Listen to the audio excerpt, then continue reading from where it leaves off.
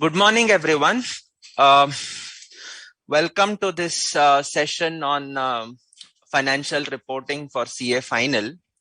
This is a new topic that has been introduced in the the examination for May 2022 attempt onwards. Okay, that is the conceptual framework for financial reporting under the Indian accounting standards. So it is a very important topic in the sense that it is new. Okay, and as we all know that new topics are the favorite for examiners.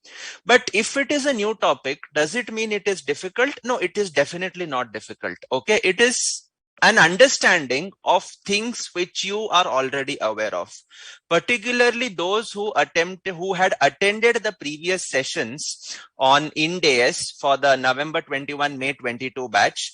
You would already be familiar with what Ind AS require. Okay, you are already familiar with the various criteria, the various reporting principles that are laid down in the Ind AS, the various Ind AS which you have studied.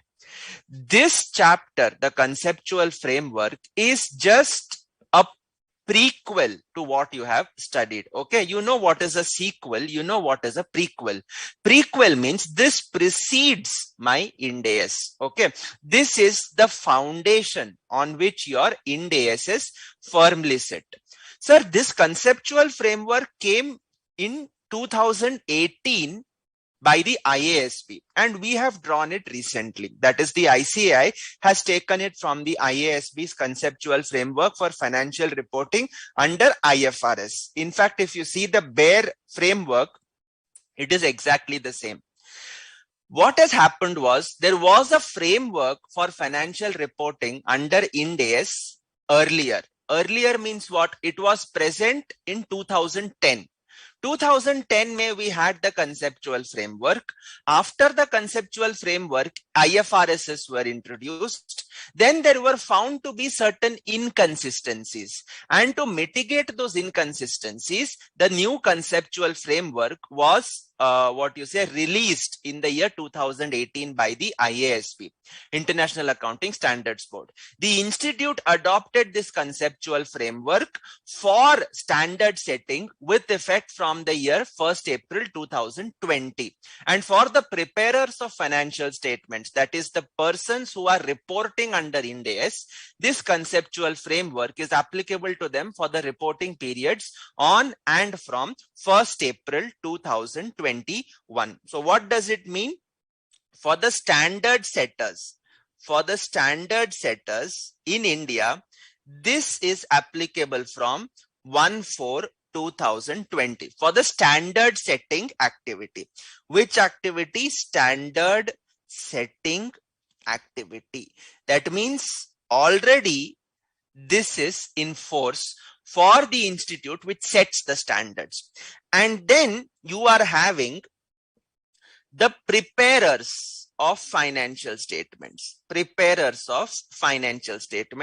For them, this is applicable from 1st April 2021. What do preparers of financial statements do?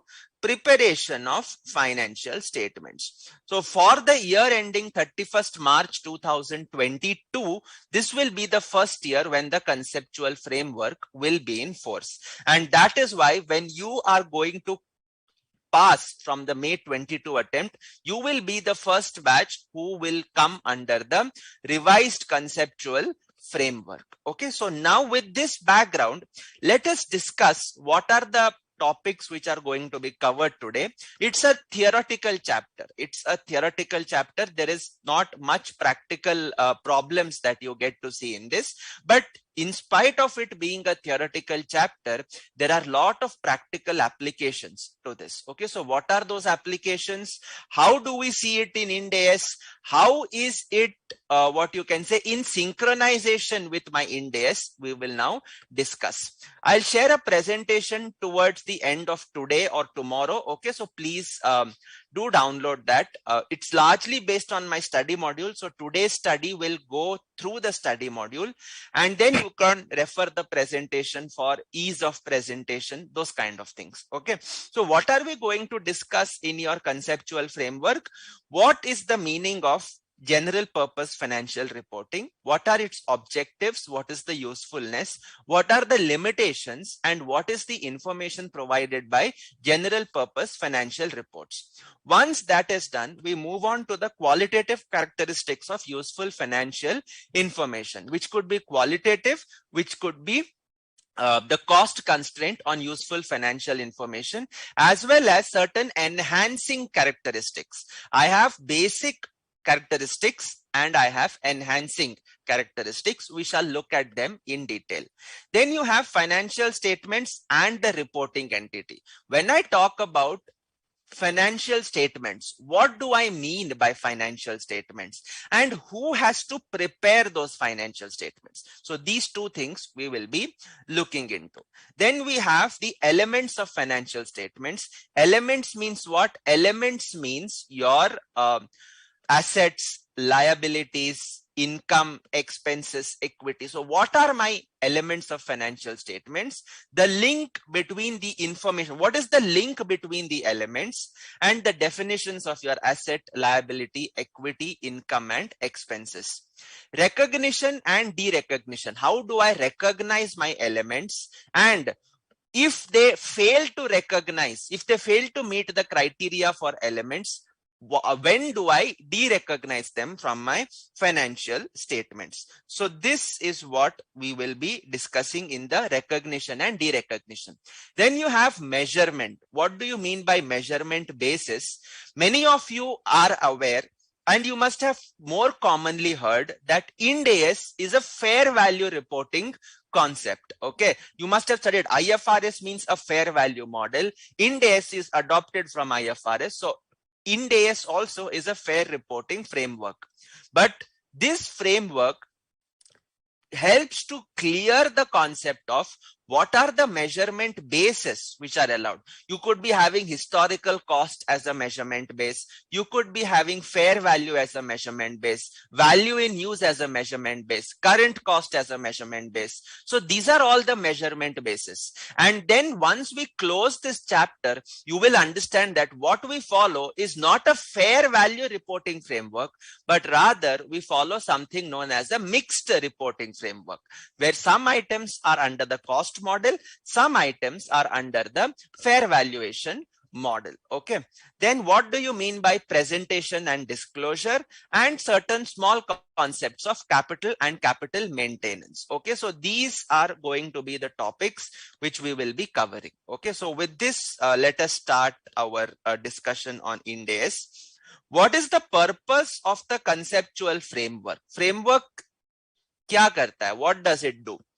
Well, it assists ICAI in formulation of Ind AS. So the first thing is standard setting activity. This is my standard setting activity. And the formulation to be based on consistent concepts. Okay, we will see in the future how my Ind ASs have consistently adhered to the framework. In some cases, you may note that there could be an inconsistency. What do we do in the case of inconsistency? That also we will look at. Okay. The next thing is it will assist the preparers to develop consistent accounting policies when no Ind AS applies to a particular transaction or event. Okay. So best example, when no Ind AS applies to a particular transaction or event, is purchasing cryptocurrencies. Okay, purchasing cryptocurrencies. This is the buzzword of today.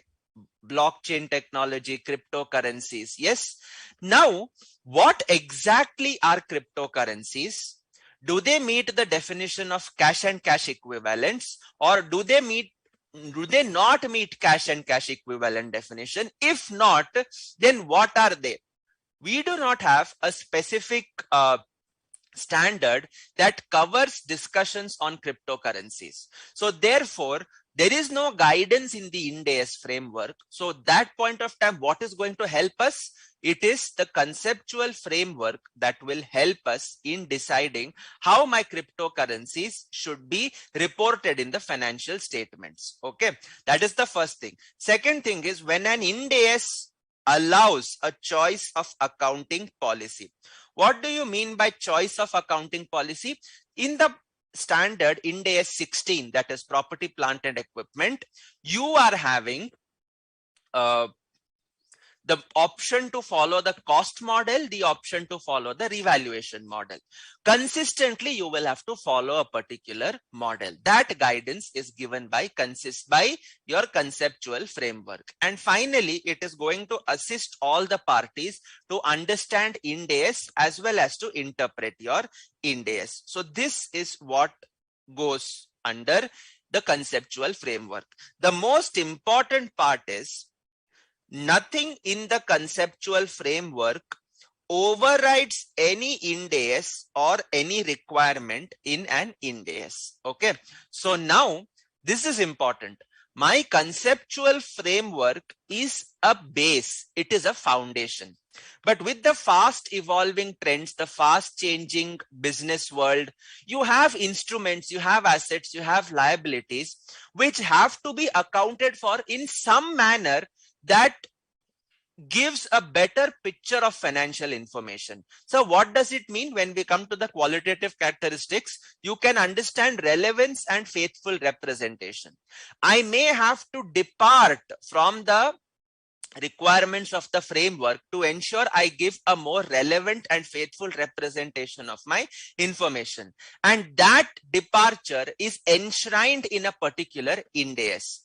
Now, if that is the case, there will be a conflict. On one side, you have the framework telling something. On the other side, you have the Ind AS telling something. So who will override whom? And obviously, it is the Ind AS that overrides the conceptual framework. It is the Ind AS that overrides the conceptual framework. This is applicable for standard setting activity, as I have told you, with effect from 1st April 2020. And for the preparers, it is applicable from 1st April 2021. It's already notified. Okay, so that is why you are having it in your syllabus. Okay, so now, good morning, Namita, Suraya, good to see you. Yes, all right. So now let us come to our proper, what you can say, the chapter. We have in all 9 units. Many of the things you already know. I repeat, many of the things you already know. So I will not be spending much time reading each and every line of this chapter. That is not what I'm here for. Okay. I will explain the definitions, explain the concepts, and where the concepts are complex or difficult to understand, or if I may put it, where the concepts are verbose, hum pad nahi sakte because there are a lot of words, that I will explain in simple language. But many things you are already aware of. So we will now proceed to that. What do you mean by general purpose financial reporting? And what are the objectives and usefulness of general purpose financial reporting? So basically, general purpose financial reporting, you and I already know. Okay, your balance sheet, P&L, cash flow, notes, statement of changes in equity, all these form a part of your general purpose financial reporting. It is a general report. It does not cater to any particular class of readers of financial statements. Sir, do we have specific purpose financial reports? Definitely we have. Definitely we have. One is your general purpose financial reporting, which caters to large number of users. Okay. This large number of users moves from investors, analysts, government authorities, all these people it caters to, regulatory authorities, etc. But you have specific purpose financial reporting. Sir, example of specific purpose? Well, let us take a due diligence report. A due diligence report. Okay. What you can say, Tata acquired Air India. Tata acquired Air India.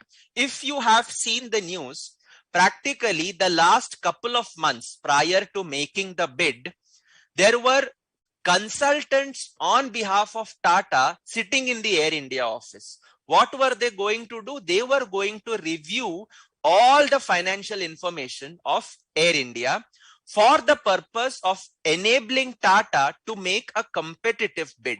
Now, this becomes a due diligence report, a specific report for investing in Air India and getting control over Air India. This becomes a specific purpose financial report. You give this due diligence report to a regulatory authority, wo bolega, what am I going to do with this? This is an analysis of claims, contingent liabilities, assets, policies, all these things you are going to analyze, not necessarily what has happened, but what may come in the future. So this is a due diligence report, a specific purpose financial report, which is not covered under the conceptual framework. We are focusing on general purpose financial reports. Okay. So the objective is to provide information that is useful to which class of individuals or users? Useful to existing and potential investors, lenders and other creditors in making the decisions regarding providing resources to the entity. Investors invest in equity, so they give resources to the entity. Lenders give loans or borrowings, so they also give resources.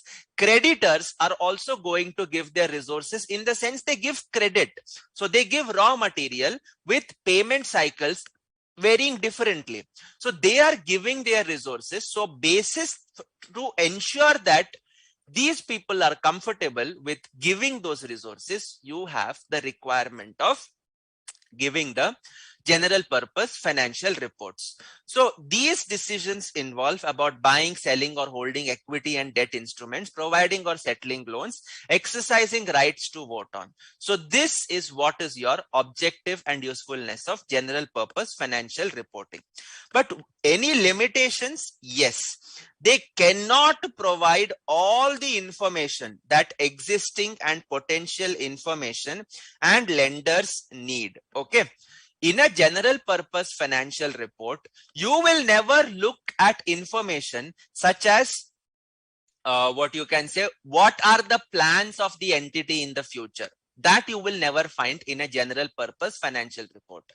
What are the investments you are considering? You will never find that in a general purpose financial report. You may find it in management discussion and analysis, but you will not find it in your balance sheet and P&L. By large, my general purpose financial report, GPFRs, focus on what has already happened, presenting it before the users. We generally do not prepare forward-looking financial statements. So they cannot provide all the information to existing and potential investors, lenders, and other creditors. You will have to look at the industry information. For example, Tata acquired Air India. So the potential investors in Tata will probably have to look at what is the airline industry scenario in the future, and basis that they can make a decision. Okay. Tata in the balance sheet P&L notes will never tell you about the detailed due diligence that has undergone in making investment in Air India. So that information won't be available to you. Okay. They are not designed to show the value of a reporting entity. What do you mean by the term? As a value to dikhata hai na. When you say value, it means assets minus liabilities. That means your net worth, or what we call as equity and shareholders funds. Sir, value to dikhata hai. Does it truly represent the value? It doesn't. Value, when I talk about, is a strategic financial management concept. Okay, when you perform valuation of equity, when you perform valuation of securities, your financial statements, they do not show the value of the reporting entity. You cannot say that looking at the balance sheet, my shares should trade at such and such value. Can you tell that? You cannot, because this is an accounting concept. This is a reporting concept. This is not a valuation concept.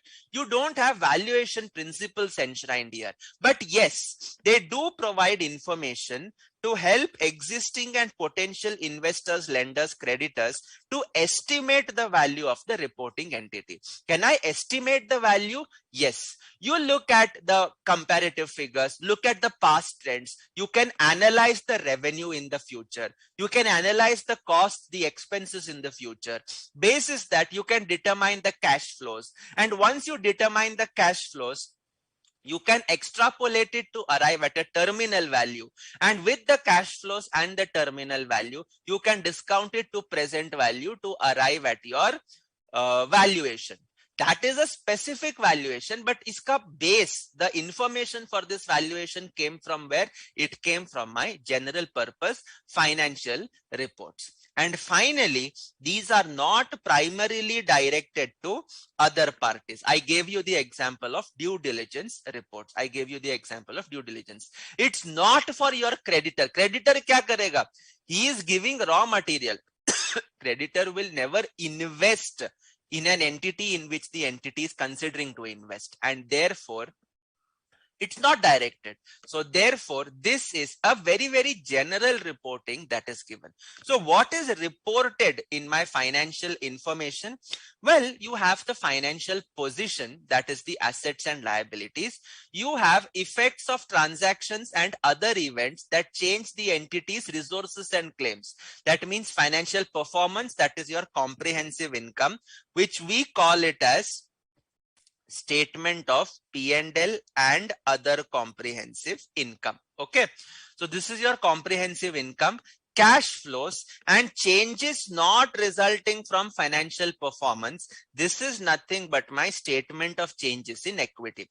You may have made a fresh issue. I mean, you may have made a issue of equity shares. Now, issue of equity shares is increase in the resources. But has this increase happened because of financial performance? No, it hasn't.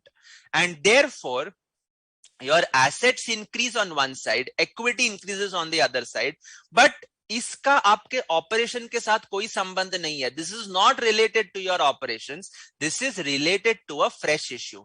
अच्छा, even dividends that you declare, dividends that you distribute, your cash goes down, asset position goes down, but can I say dividend is an expense? Answer is no, it isn't.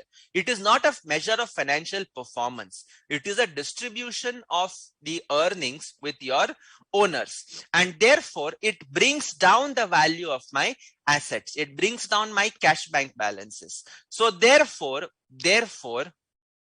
that will also be reported. So normally, if I talk about my financial information, it will cover assets, liabilities, comprehensive income, cash flows, and statement of changes in equity. Is it okay?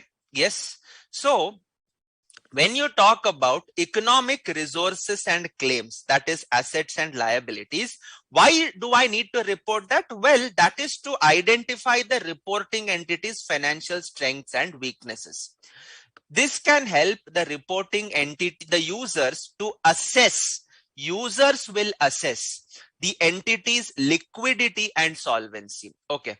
Pick up the balance sheet of any airline company. Pick up the balance sheet of any airline company other than Indigo. Okay. The airlines which are bleeding cash. For example, SpiceJet. For example, your, what you can say, Go Air, for example, or Go First as it is now called. Pick up any airline company's balance sheet. They are bleeding cash. Their bleeding cash means what? The net worth has gone negative. So now you can interpret that the net worth is negative. That means the going concern concept probably is not going to last for a very long period of time.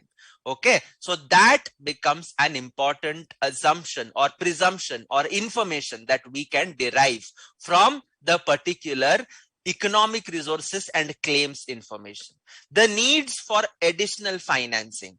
You can also derive your information from the general purpose financial reports and how successful it is likely to be able to obtain the financing. Today's date, if any airline company comes out with a public offer, what will be the chances of its success? Probably very less, because the industry is yet to stabilize due to the COVID pandemic, right? But as of now, it's not going to be a very successful public offer. And therefore, this assessment is what will, this information is what is going to aid the users in assessing the entity's needs for solvency, financing, and success in getting the financing. Second is assessing the management stewardship of the entity's economic resources. Have you heard the word stewardship? What do you understand by the term stewardship? Can somebody just type in the chat box? Don't Google search, okay? Don't do a Google search. अब सब तेज लोग हो, okay? So don't do a Google search, but just tell me, what do you mean by management stewardship?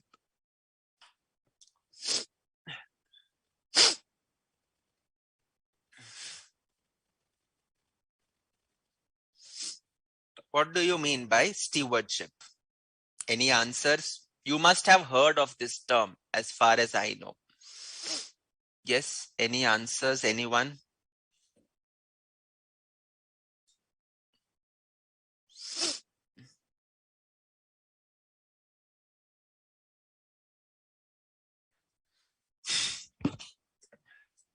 Stewardship? No idea. Okay. See, what happens is, in a company, okay, in a company, you have investors. For example, you guys have invested in a company like, say, Reliance Industries. Okay. आपने अपना पैसा डाल दिया Reliance में. Okay. You put your money in Reliance Industries. Technically, as per the Companies Act, you become owner in proportion to how much you have invested, how many shares are you owning. Okay. So therefore, you become the owner of the company, technically speaking. Sir, if you are the owner, are you running the company? No, sir. I do not know how to run a telecom company. I do not know how to run an oil and chemicals business. मेरे को कुछ नहीं पता. I do not know. I just know that if I put money in Reliance, the company is doing well, my wealth will increase. So what do you do as an investor? Sir, you appoint management. You appoint management. Management का मतलब क्या? The board of directors. Okay. You appoint the directors. Now these directors will run the company. They will run the company. Okay. They will take decisions about operations. They will take decisions about what you can say, making new investments, about disposing of certain investments, right? So there is a separation. There is a separation between ownership and management. You are the owner, but you're not managing the affairs of the company. Whereas the directors may or may not hold. Okay, may or may not hold. Okay, so I'm not concerned with that. The most important thing is the owners are not running the business. So therefore, risk, who is the one who is risking? Sir, it is my investors who are bearing the risk. They gave their money in the hands of the management, some third person who is running the company, and they trust him with it. Now, this trusting means that the management has a responsibility. There is a fiduciary relationship. Fiduciary relationship means what? The directors are keepers of the trust of the investors. They have to protect the trust that the investors have in them. And therefore, they are managing the resources of the company. They are managing the resources, means assets of the company, in a manner such that the investor's wealth is not compromised. The investor's wealth is rather maximized. This activity of managing the entity's resources on behalf of investors is what is known as stewardship. You are managing somebody else's wealth, somebody else's resources, for maximizing the return to them, for maximizing their wealth. So this is known as your stewardship. This is known as your stewardship. You are stewarding the resources, the trust that the investors have given in you. And therefore, this is to assess the management stewardship of the entity's resources. You made a profit. That means the management has worked hard to ensure that the company is a profit-making company. But you made a profit by selling pristine assets. That means the management is not good in managing your resources because it has to sell assets to clear its liabilities. So you are now going to get an idea with the help of general purpose financial reports about what is the management stewardship of the entity's economic resources. And finally, you can predict how future cash flows will be distributed among those with a claim against the reporting entity. So in your balance sheet, you are having liabilities, you are having provisions. So when you look at the balance sheet assets, and when you look at the liabilities, you know, acha, these are my assets, this is my cash. Immediately the cash will be used to pay such and such liability. Further, the liabilities are classified into current, non-current. So you are able to now ascertain how much of these resources will probably be utilized to repay the liabilities within 1 year, how much of it will go beyond 1 year. So therefore, you can predict the future cash flows. So when you analyze your financial statements for the purpose of determining the value of the company, you know for certain when you're calculating the cash flows, you know how much of that cash is going to meet my liabilities. And therefore, you are predicting how the future cash flows will be distributed. Okay. So this is what is your information about economic resources and claims and how it is going to help the users to assess the information. So when we take LIC policy for earning purposes, is it stewardship? You taking LIC policy is not stewardship, but LIC taking your money as a policy holder and investing on your behalf, that is stewardship. That becomes stewardship. Okay. And that is why today when LIC is coming out with an IPO, there is a special quota that is reserved for the policy holders, because policy holders are indirectly investors in the LIC. They are indirectly investors in the LIC, and therefore it is exclusively for your benefit. You are going to get the benefit, but you are trusting your investment, right? You are investing for 20 years, 30 years, 40 years. And therefore, LIC has a fiduciary duty to its policyholders. Fiduciary, as Srinidhi has rightly said, it is a relationship of trust. You are trusting LIC to come to your help when you need financial resources in the course of an untoward incident. Therefore, there is a fiduciary relationship. And that means LIC's management exercises a stewardship role, towards its investors, policy holders, equity holders, lenders, etc., etc. Okay. So is it clear, everyone? So far, is it clear? Yes. Any doubt so far? Anybody? Yes. Anybody has any doubt so far?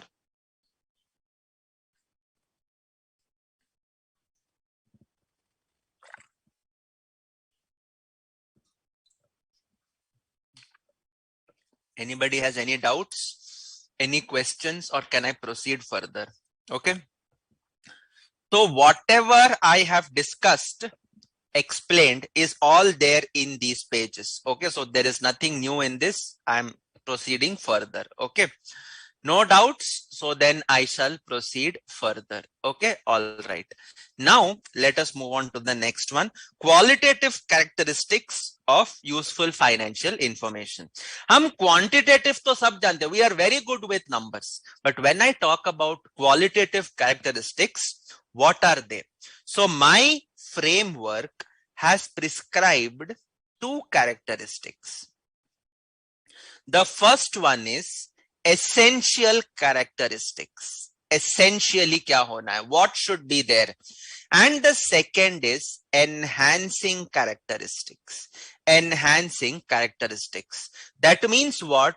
This is mandatory to fulfill.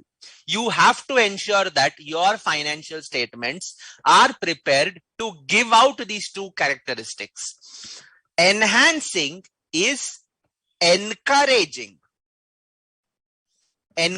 They are a support to your essential characteristics. They are a support to your essential characteristics, but they are not so important as essential. So एक तरह का moral support है. So what are these characteristics? The first one is relevance. The first one is relevance, and the second one is faithful representation. The first is relevance, the second is faithful representation. What do you mean by relevant financial information? Financial information with a predictive or a confirmatory value or both makes it capable of making a difference in the decisions made by users, makes it relevant financial information. Sir, you have only read what is there. Okay, आपने बताया नहीं. So what is there? So what is there? Now, predictive value. Achha. Now, you have the balance sheet and P&L of, let us say, SpiceJet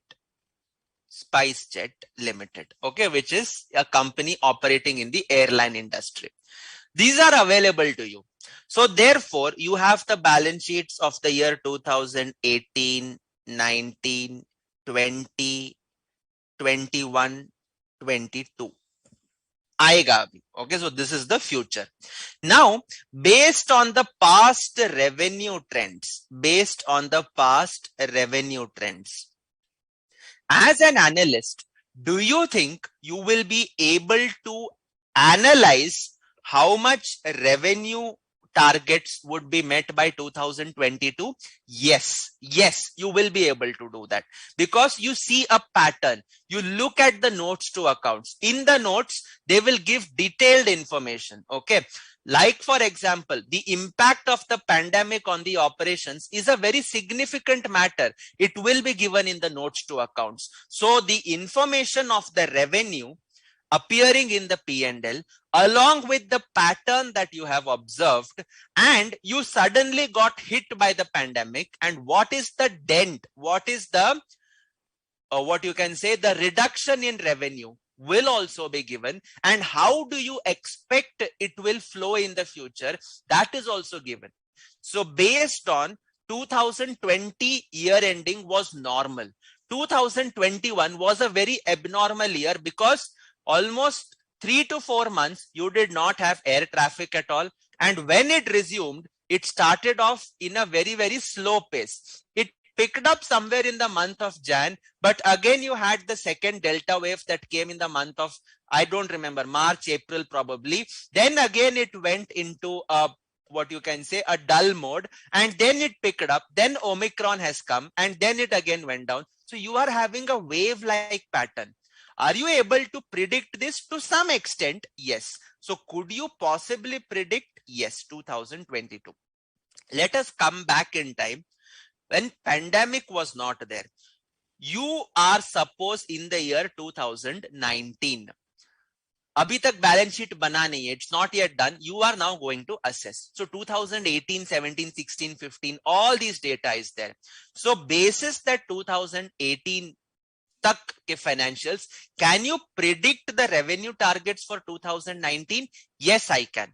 And once 2019 year is done and the balance sheet is prepared, the P&L is prepared, and the reports come to you, you can test your prediction to get confirmation of the same. So any information that gives a predictive value. Sir, I can predict what happens in the near future. 10-20 saal baad I cannot predict. I am not so talented. I do not have that data. Nobody can. But within the next 1 year, what will happen? Within the next 2 years, what will happen? We can definitely make an assessment. And therefore, when I can make an assessment, I know how much am I going to, how much revenue is going to come. So this is a predictive value. Once the year is done, you get the actual figures. What you had predicted, did it actually materialize? So that becomes a confirmatory value.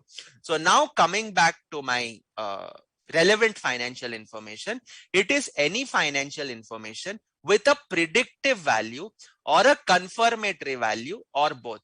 And when I'm only looking forward, abhi tak the period has not come, it will be a predictive value. Once that period has come, predictive becomes a confirmatory value or both. Okay, so it makes it capable of making a difference in decisions made by the users.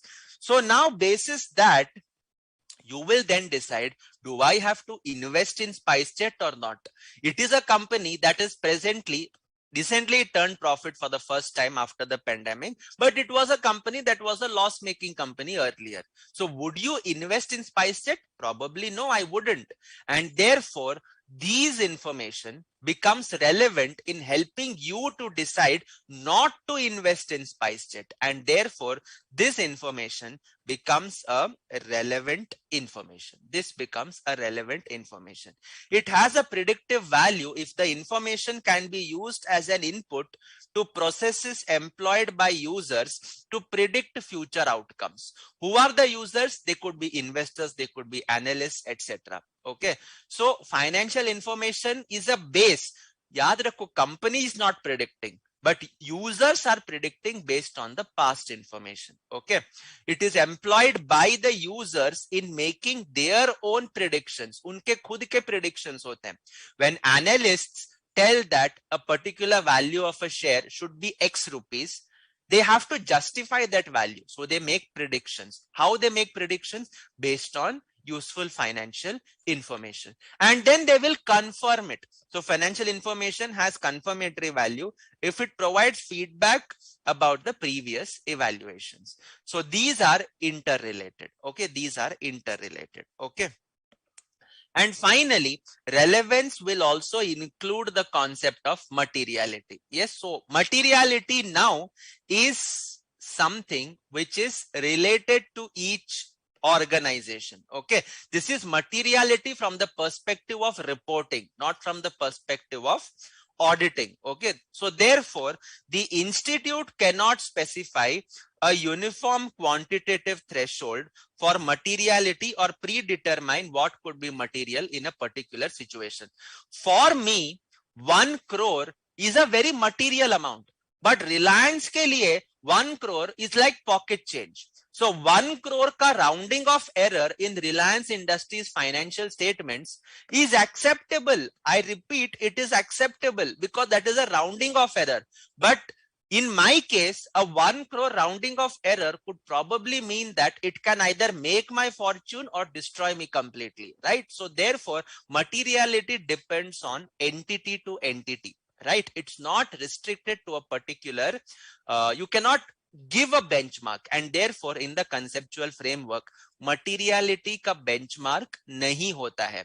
It is just saying that relevant financial information means you must factor in the materiality concept also. What is material will be decided by the users and the preparers of financial statements. Okay, so ICI cannot specify, it has not specified the quantitative threshold. Okay, next, the next thing is faithful representation. Faithful representation simply means always report on substance over form. Always report on substance over form. What do you mean by substance over form?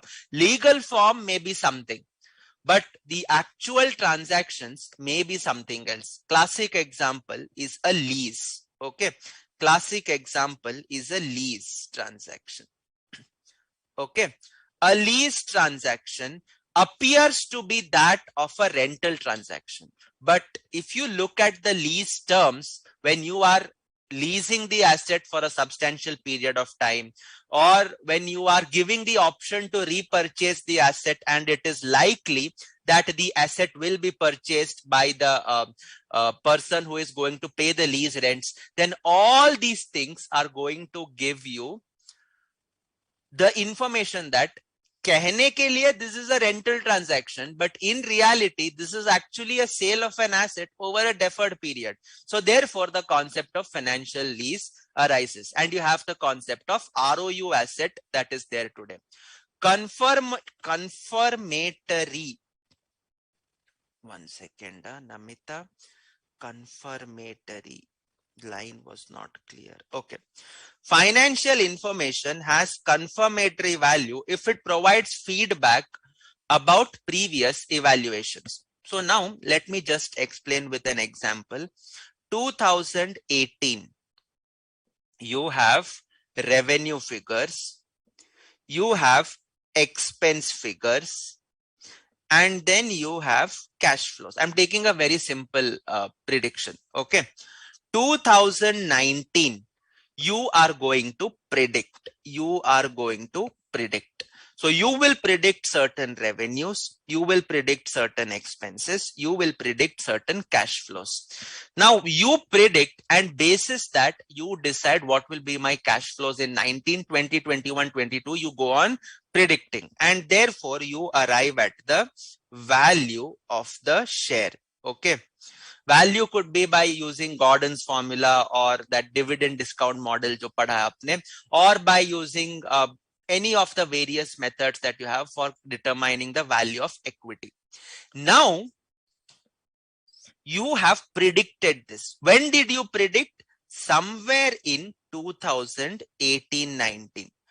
Now, 2018-19 में आपने predict किया, you determined the value of the share कि by the end of March, this should be the value. So you please invest.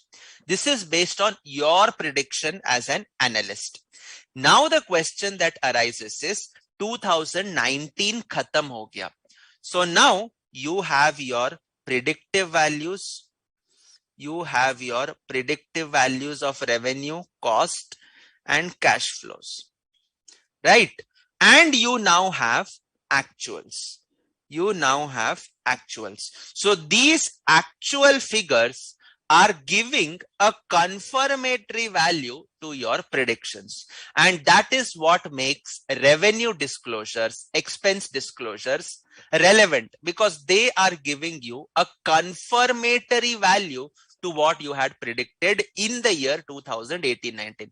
Kitna hoga, you will come to know only after the year is complete. But when I predict, will my predictions match the reality? Yes or no, that depends on when the year gets over. And that information gives a confirmation of the predictions that you had made in the year 2018-19 about the revenue, expense, cash flows for the year 2018-19. So your financial information is relevant if it provides what you can say predictive value as well as confirmatory value, or confirmatory value, or both. And normally what gives a predictive value in the future will give a confirmatory value. You are estimating revenue based on your predictions. Sir, next year may revenue ke figures aa jayenge na, so that confirms. So it was a predictive value earlier, later on after the actuals came, it is going to get a confirmatory value. Okay, so Namita, I hope that it is clear with you. Yes. So now coming back to my discussion on faithful representation, you will have to ensure that you follow the substance over form concept. You follow the substance over form. In many circumstances, the substance of an economic phenomenon and its legal form are the same. Many cases they are the same. Okay, and when they are the same, to chalo theek hai, you can proceed with reporting as it is. But if they are not same, then you have to ignore the legal form and you have to represent the true form. You have to represent the substance of the transaction. Another classic example is what we have discussed, reverse acquisition, which is given in Ind AS 103. Legally, it appears that A Limited is acquiring B Limited. This is my legal picture. But when I look at the substance,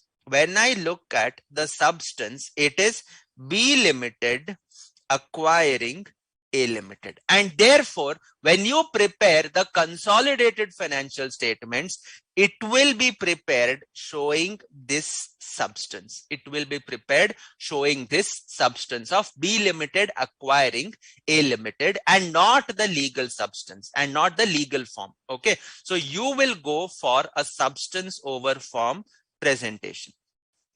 Sir, advice given by news for investing. Will experts use these predictions only? हाँ, उनके पास what else they have? What is there with them is there with you also. It is just that they have procedures and they are very strong in their activity. They are very strong in their, what you can say, tools, that they have charts, models, etc. that can probably extend to 20, 30 years down the line, how it will pan out. Because they have those resources, they have those people who are strategized in these kind of predictions. So it is all a predictive value, Namita. So news में आप जो कुछ भी देखते हो, it is based on these kind of predictions. They make a prediction of the cash flows that you are going to achieve. We all know that value of an asset is nothing but the present value of the future cash flows, which is going to come out of that particular asset. So equity hai. So what are the future cash flows that will come? So you are going to predict those cash flows. How are you predicting? Based on whatever past is there with you. And this past becomes reportable when the future has already been, what you can say, the time has already passed in the future. So it will give a confirmatory value. Wo confirmatory value say they will revise the subsequent predictions. Then again confirmatory value. So it goes back and forth. It goes back and forth. Okay. Now, coming to faithful representation. To be a perfectly faithful representation, 3 characteristics you have to fulfill. It should be complete, it should be neutral, and it should be free from error. So what are the 3 things? Complete. Complete means make all disclosures, information, give everything for a user to understand the phenomenon being depicted. Okay, give complete. So if you remember, whenever I present borrowings in my financial statements, along with the borrowings, I write down it is secured against hypothecation of so and so movable asset, or I will say secured against mortgage of so and so property and the personal guarantee of so and so directors. All this information completely gives you the understanding that acha, against this liability, the first claim on so and so asset is against this liability. So tomorrow, suppose this company goes into liquidation, this asset is not going to come to me, the equity holder, immediately. First, it will be used to meet the liability. So this is going to mean complete information. This is going to mean complete information. The next one is neutral. Neutral means what? Don't have bias in presentation. Don't have bias. जो है उसे present कीजिए. Be neutral. This is difficult. This is difficult. Okay.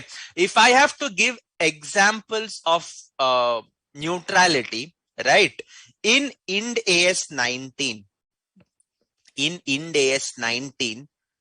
employee benefits.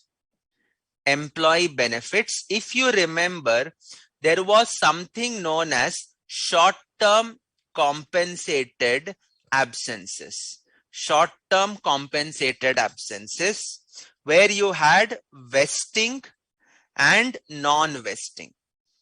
Vesting and non-vesting. Against leave that you take, you get cash. Against leave that you take, you get further leaves. That means you are going to accumulate those leaves. So therefore, when leaves are getting accumulated in the future, what does it mean? You have to recognize, or what I can say, estimate the leaves that will be availed in the future? We have done this question. So when you estimate the leaves that will be availed in the future, basis that you determine the employee benefit cost today. But this is, my friends, an estimate. Estimate has a human element in that, and therefore there is a chance of bias. There is a chance of bias, and you should ensure that your financial statements are free from bias. Okay.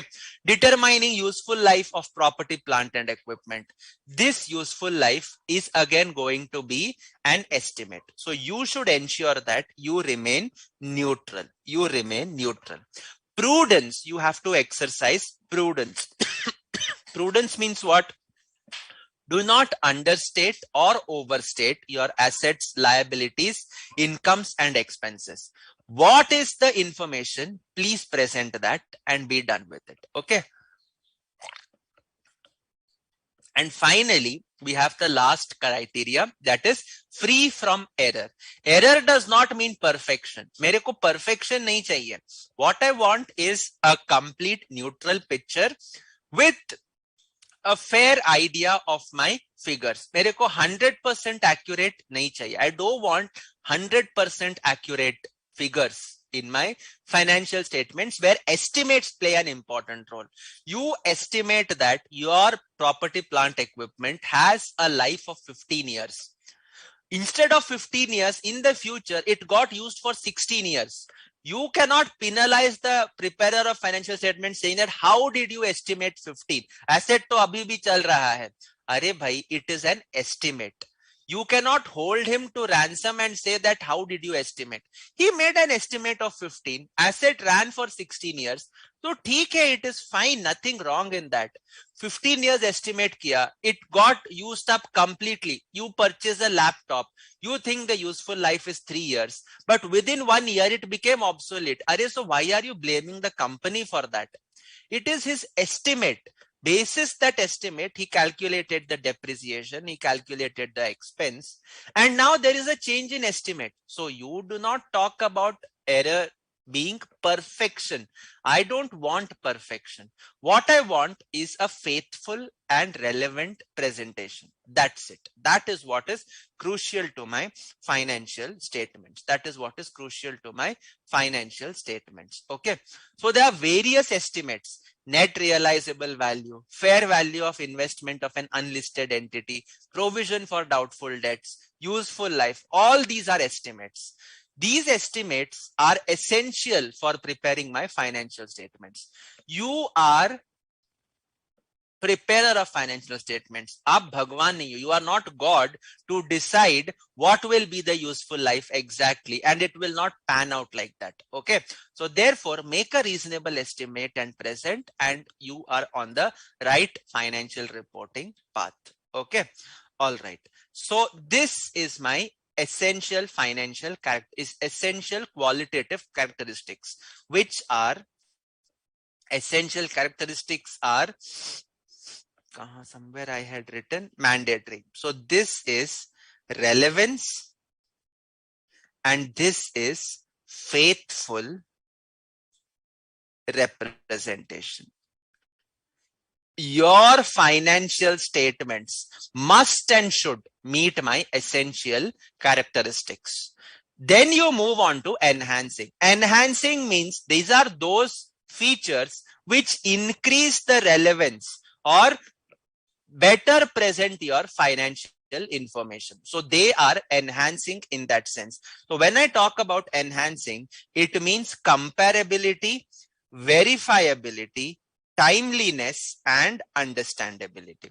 These are the 4 things that you are having as enhancing qualitative characteristics. Let us discuss each one of them with an example.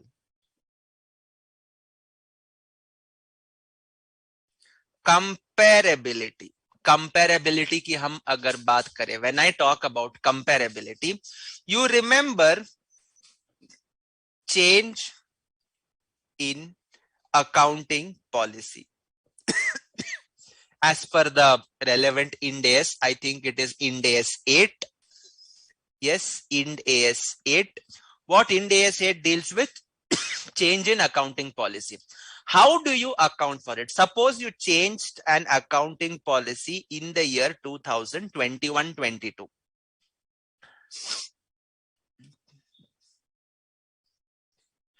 Beta, neutral for management intent means management is the one who prepares the financial statements, right? Who prepares the financial statements? In your audit report, you write, no, the management's responsibility. The management is responsible for preparing the financial statements.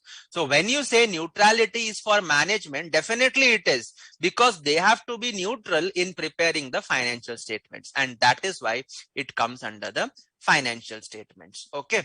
Now coming to 21-22 year, you have changed your accounting policy. You have changed your accounting policy. So when you changed your accounting policy, that is, you moved from cost model to, let us say, a revaluation model, because you thought that it is going to give me a better presentation. Can you do that? Yes. But when you do this change, you will have to make a retrospective change in 2020-21 also. Why are you making a corresponding change in 2021? To facilitate comparison. To facilitate comparison. Sir, wo kaise?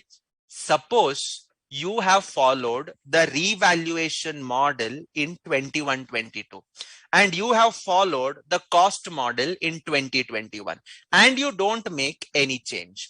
Then what is going to be happening? Assets of 21-22 will appear at revalued figure. 2021 will appear at cost. Where is the synchronization? Depreciation of 2021 will be based on cost. Depreciation of 21-22 will be based on revalued figures. Where is the comparison? There is no comparison. You cannot compare because the things are not similar. And therefore, when you have an accounting policy change, the change is retrospective. The change is retrospective. That means what? You will move backward and present the change. You will move backward and present the change. This is when you are changing your accounting policy.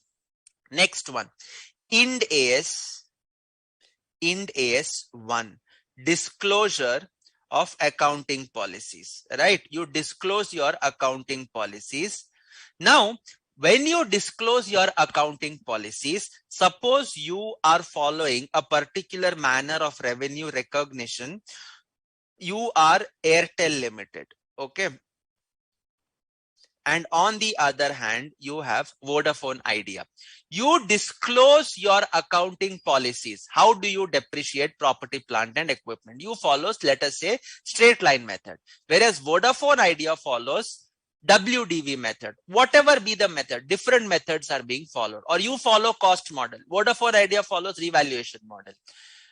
So when you are comparing the financials of Airtel and Vodafone Idea, you know that certain things are not comparable because of different accounting policies which you are disclosing. So therefore, you have the requirement of retrospective restatement of financial statements in case of change in accounting policy. Why is that there? That is there to facilitate comparability. That is there to facilitate comparability.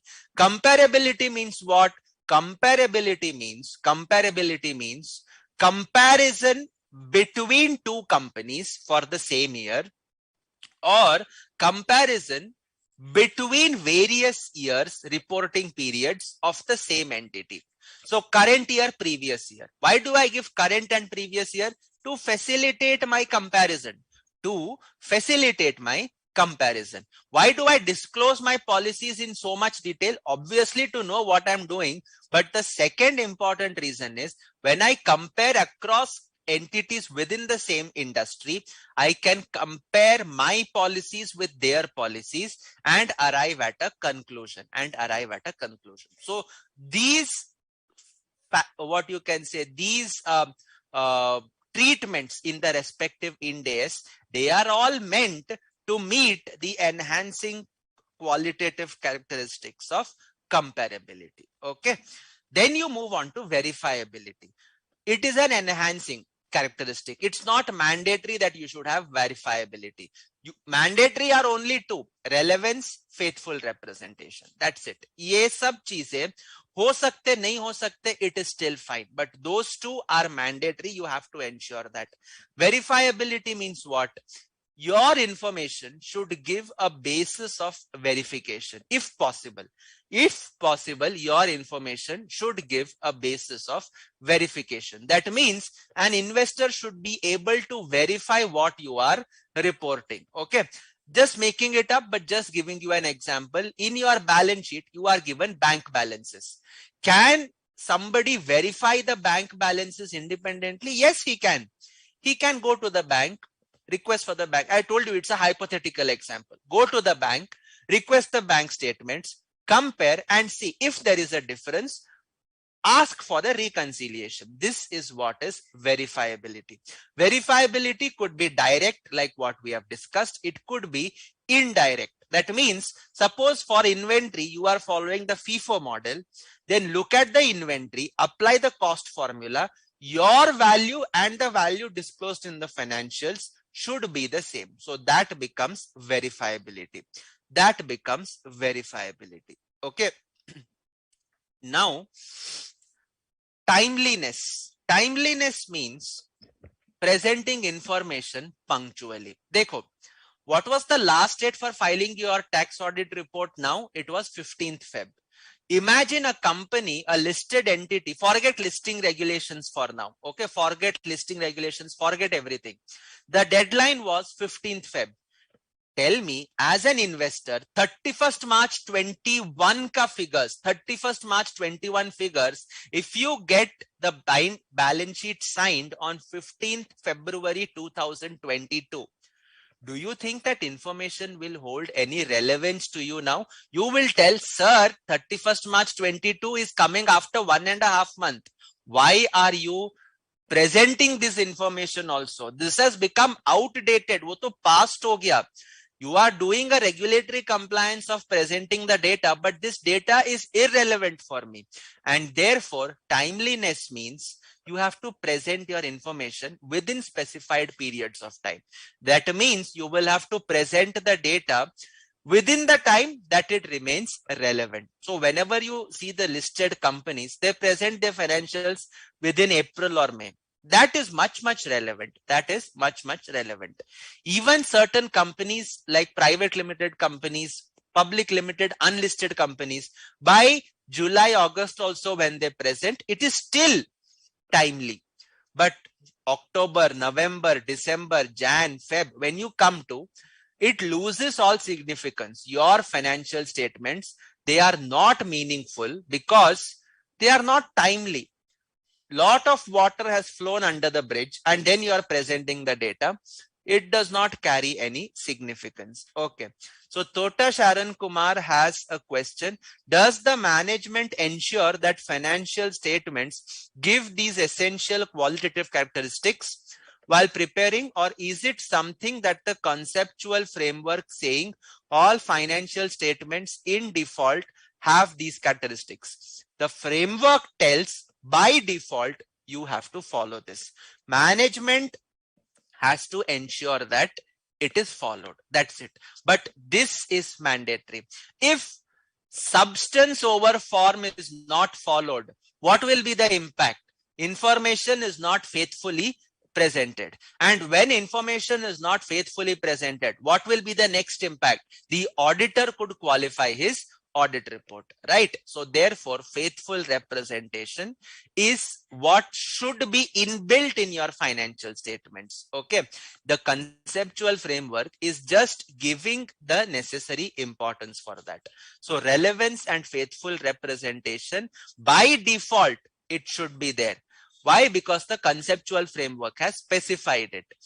Do the management have anything to do in this regard? They have to ensure that they comply with that particular essential characteristics. Okay. So I hope I have addressed that. And finally, understandability. Abhi, understandability is a little bit of a trick. Okay. Look at India's financials. Do you think any XYZ investor will understand India's financials? He won't. So the important part of understandability is this. Financial reports are prepared for users having a reasonable knowledge of business and economic activities, and you review and analyze the information diligently.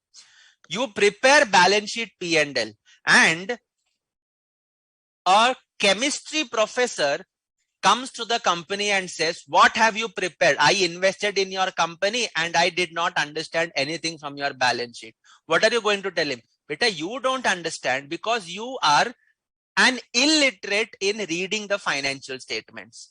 But you can go to somebody who understands Ind AS and understand from that particular person. So financial reports are not prepared for any XYZ person. No, it is prepared for the users who have a reasonable knowledge of business and economic activities and who review and analyze the information diligently. Matlab kaun?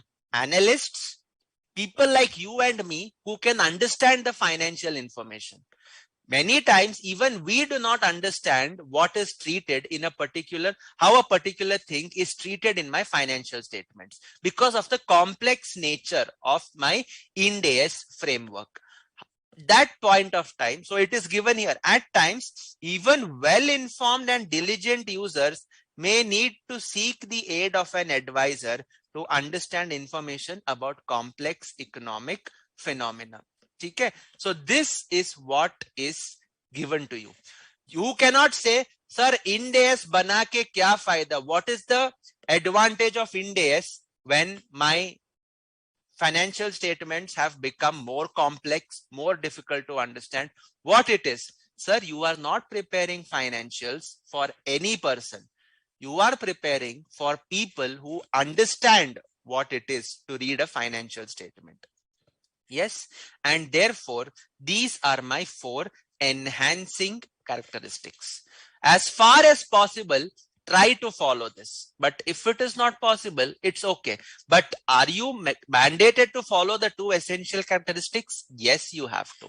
Management should ensure that they follow relevance and faithful representation of information always. Always. Okay. So that takes care of your basic and enhancing characteristics. The cost constraint is always important in financial statements. Cost constraint. Cost constraint means what? You have to report a particular transaction in a particular manner. But deriving that information is taking a lot of time, lot of economic resources. So now the question arises, you have to strike a balance between, on one side you have reporting, on the other side you are having cost. If cost goes very high and the benefit from that reporting is very less, you have the option to say that it's not justifiable. It's not justifiable. So so you have to ensure that there is a balance between the cost and the financial information that is presented. By giving this data, by spending so much of cost, is it really making it relevant and faithfully representing for the user of financial statements? And what is the cost that they will incur to understand it? If both the sides, the cost is far high as compared to the benefits from the reporting, you as an entity will have to take the cost. You have to take the call. Okay, whether it is, cost is always a pervasive constraint. Okay, when your business models change, your elements change. When your elements change, you will have to then decide whether I need additional expert to prepare my financial statements. If yes, then the remaining disclosures follow. Okay, so cost constraint is always going to be there. Is it okay? Yes. Yes, all clear so far, guys. Any doubts? It's theory. You may get a little bit bored, but please bear with it. I'll try to introduce examples wherever I can.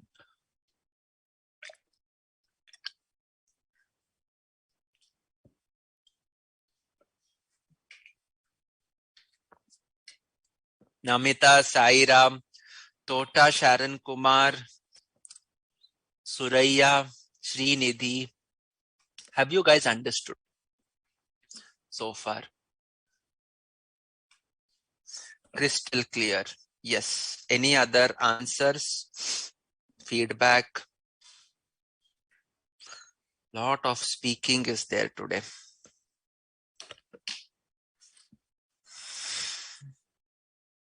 All good to go? Okay. Now,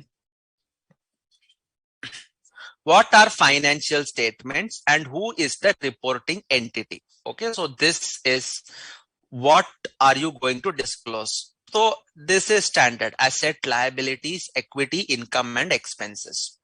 That is useful to assess the prospects of future cash flows, management, stewardship. Such financial information is provided in the balance sheet, P&L, statement and notes. All these things you are aware of. Nothing new in this. Okay. What do you mean by reporting period? They are prepared for a specified period of time. See, your entity, this is CA foundation concept. Okay. Entity is generally a going concern. That means वो चलता रहेगा, it will go on continuing till the end of time. Okay. And when it continues till the end of time, you have to understand, where am I going? Am I making profit or not? So you will report financial information, or that is your balance sheet, P&L, cash flow, etc. for a particular period. This period is known as a reporting period. See, remember, we are doing conceptual framework for reporting. We are not doing conceptual framework for Companies Act or for Income Tax Act. We are not doing that. Companies Act requires financial year 1st April to 31st March. Income Tax Act also follows the concept of financial year. But the framework does not say anything. It could be something like 6 months financial statements. You will say, no, I want my investors to be up to date. You can give a 3-month financial information. You can give a monthly financial information. You can give a 12-month financial information. You can give an 18-month, but it should be reasonable. It should be reasonable. Okay. So therefore, the framework does not prescribe कि वो financial year ही होना है.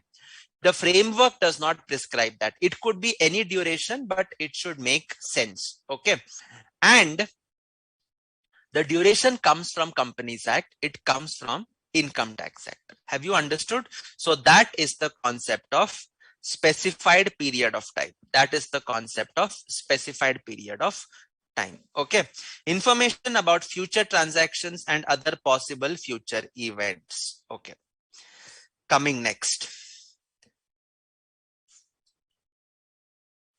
Financial statements. Financial statements are generally past information presented today. Past information presented today. That means what? Events हो चुके हैं. Transactions have already been incurred. Events are done. Transactions are incurred. All the financial impact is done, and you are reporting it. So it is generally past information presented today.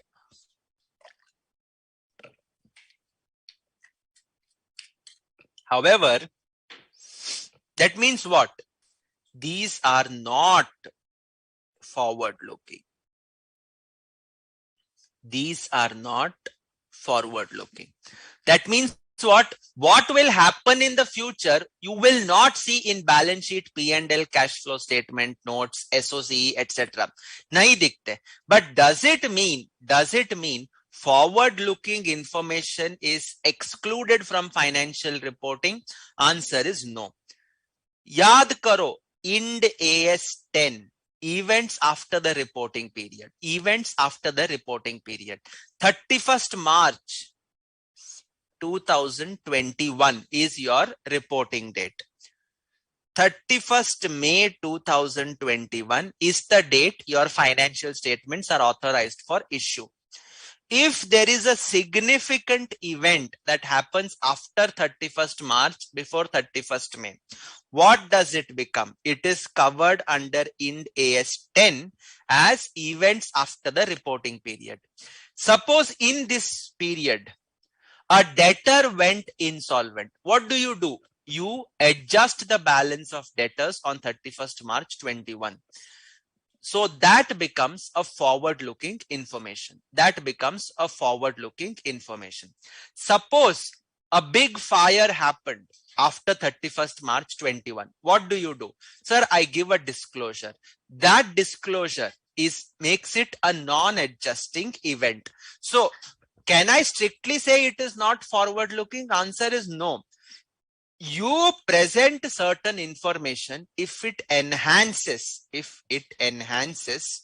the, what you can say, if it enhances the faithful representation or relevance to the user of financial statements. So you are having the concept of adjusting event, which means that certain forward-looking events can be given effect to. Certain events cannot be given effect to, non-adjusting events, in which case you have to make a disclosure. So to that extent, it is a forward-looking scenario, a forward-looking presentation. Next one, value in use. Value in use, a concept under Ind AS 36. Ind AS 36, impairment of assets. Value in use, present value of discounted cash flows. Now, value in use, present value of discounted cash flows, when you have, what do you do with that? You explain how you got the value in use. And when you explain how you got the value in use, you will have to give your estimate of the future cash inflows, including the disposal value. So that is something which you are estimating, which is a forward-looking figure. And therefore, you will probably give that in your notes. And to that extent, you are giving information about the future. You are giving information about the future. Is it okay till now? Yes. Have you understood? All clear? All clear when I talk about reporting period and forward-looking financial statements. Okay. Information about possible future transaction is included if it relates to the entity's assets at the end, or that existed at the end of the reporting period. We will not look at something which is not there in the entity and you are still reporting it. No, you cannot. Okay. What is there in the existing financials, relating to that some future event has happened, you will disclose it. You will adjust it. So to that extent, yes, forward-looking events are given. Forward-looking transactions are recorded. Okay. All right. Financial statements do not typically provide other types of forward-looking information like expectations about management strategies, etc. All those things you will not find in the financial statements. Okay. Financial statements include information about transactions and events that have occurred after the end of the reporting period, if providing the information is necessary to meet the objective. So this is your Ind AS 10, events after the reporting period. Okay. Going concern assumption, perspective adopted. Okay. Now the question is, who is my reporting entity? Who is my reporting entity? Yes, come on. Now I need your answers. Who do you think is the reporting entity? You have done so many balance sheets, profit and loss accounts. Who is my reporting entity?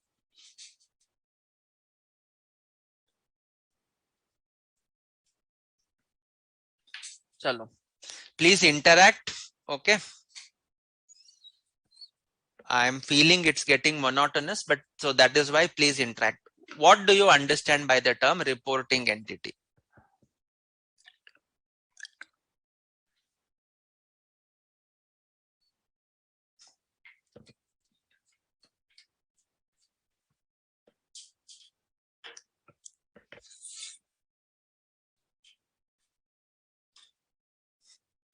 who presents the financial statements, the company. So Naveen Prakash, Sai Ram and Sarika Sharma, who presents the financial statements. That is true. Utna to mere ko bhi malum hai.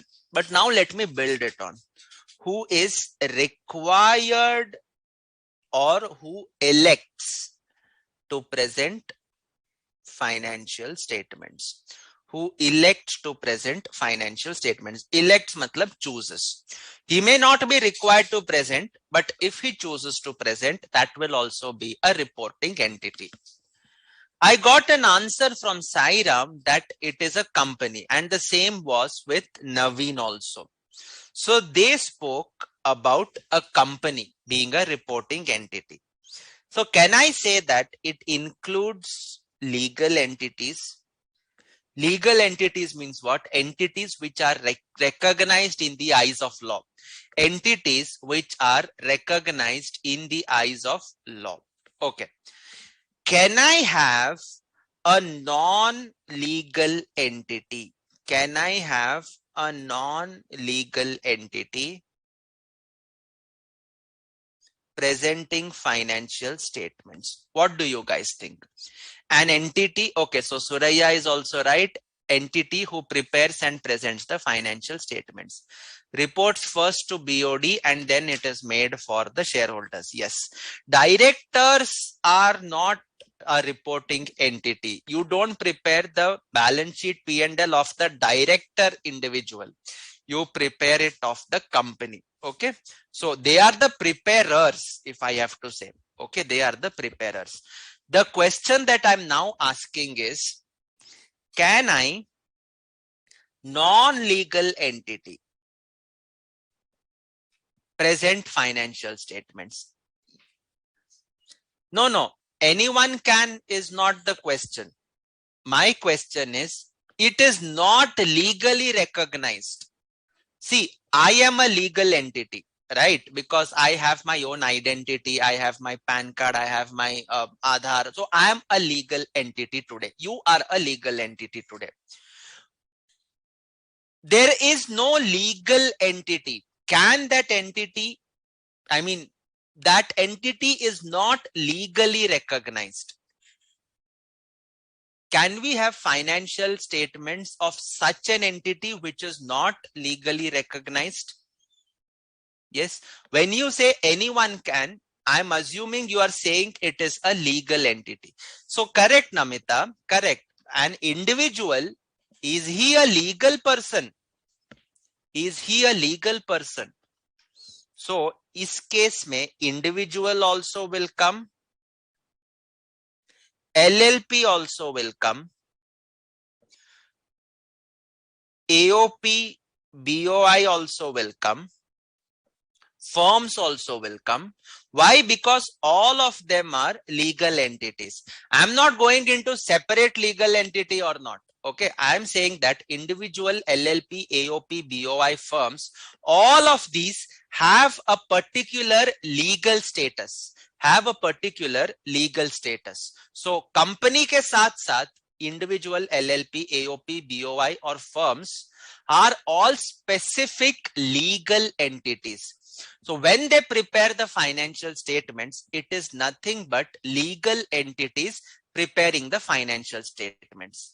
My question is, come out of your understanding of the legal systems and think, do I have a non-legal entity that presents the financial statements? Come on. You guys know this answer, okay? And when I tell the answer, you will be, oh ho. Okay, so Srinidhi, can you give an example of a non-legal entity which presents the financial statements? Srinidhi said, yes, even a non-legal entity can present. AJP, AOP, artificial and juridical person. Yes, but it is a person recognized in the eyes of law. It is a person recognized in the eyes of law. Okay. See, don't draw any conclusions. I'm giving you an example. Ayodhya, the deity of Lord Ram, is a person today. It is a legal entity today. right? So Lord Ram's financial statements, can it be prepared? It can, because it is a legal entity. My question is, non-legal entity, can it present the financial statements? You have to give me this answer. Okay, you have to give me this answer, otherwise all my teaching has gone as a waste. Okay, Sumit Jain, a trust, definitely. But trust has a legal backing to it. Trust has a legal backing to it. There is a trust deed. It again becomes a legal entity. It again becomes a legal entity. I think my question is not they can present. But who are they? Who is a non-legal entity? I think I'm not able to convince groups which comprise of parent, subsidiary.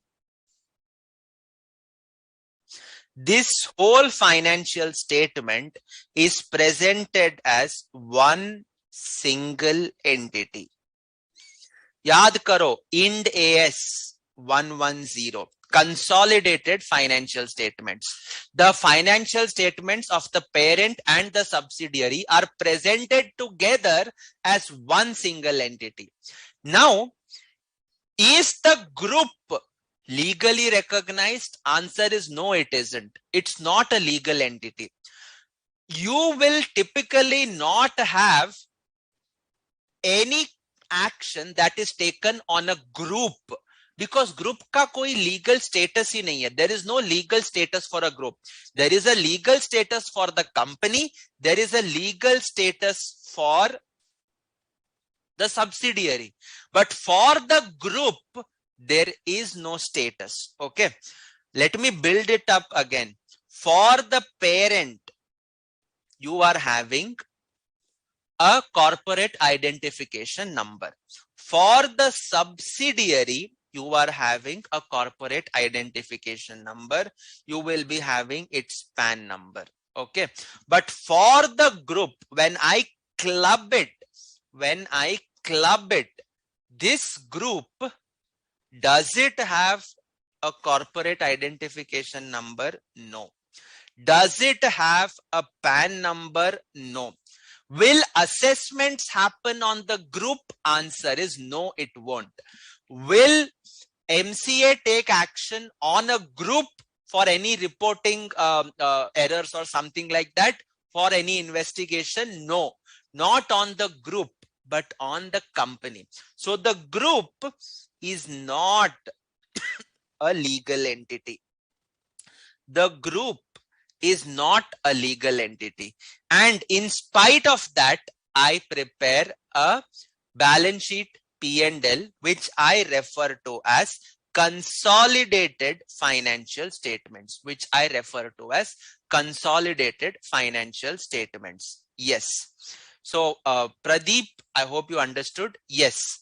So Srinidhi, branch or a segment? Yes, I'm coming to that. But before that, did you understand this part? Yes, that is why I was saying that you should think beyond the horizon of Companies Act, Income Tax Act, etc. So these two entities, parent and its subsidiaries, club their information and present it as a single entity. Acha, why do we have to present CFS? Can anybody give me the answer now that you know? Why are you presenting consolidated financial statements? Particularly those who have studied CFS already. Why do you think CFS is mandated? Or why do you think CFS is required? Or why do you think entities prefer CFS? What is the reason?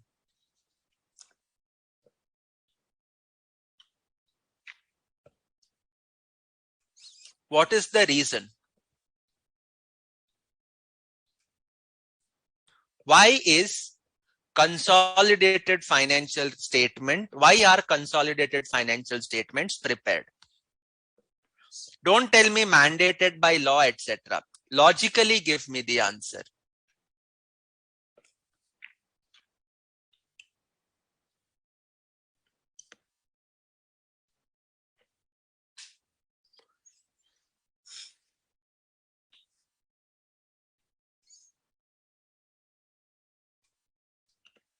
To provide true and fair view on the CFS. No, no, no. It's not like that. Okay. So Medjan, it's not like that. Rather, okay, true and fair view, yes. But you are speaking as an auditor. Okay. Now just pay attention. Reliance Industries Limited, I'm doing a simple T-form balance sheet. Okay. Equity share capital, PPE, current assets, investments, Geo, Reliance Digital, and Hamleys.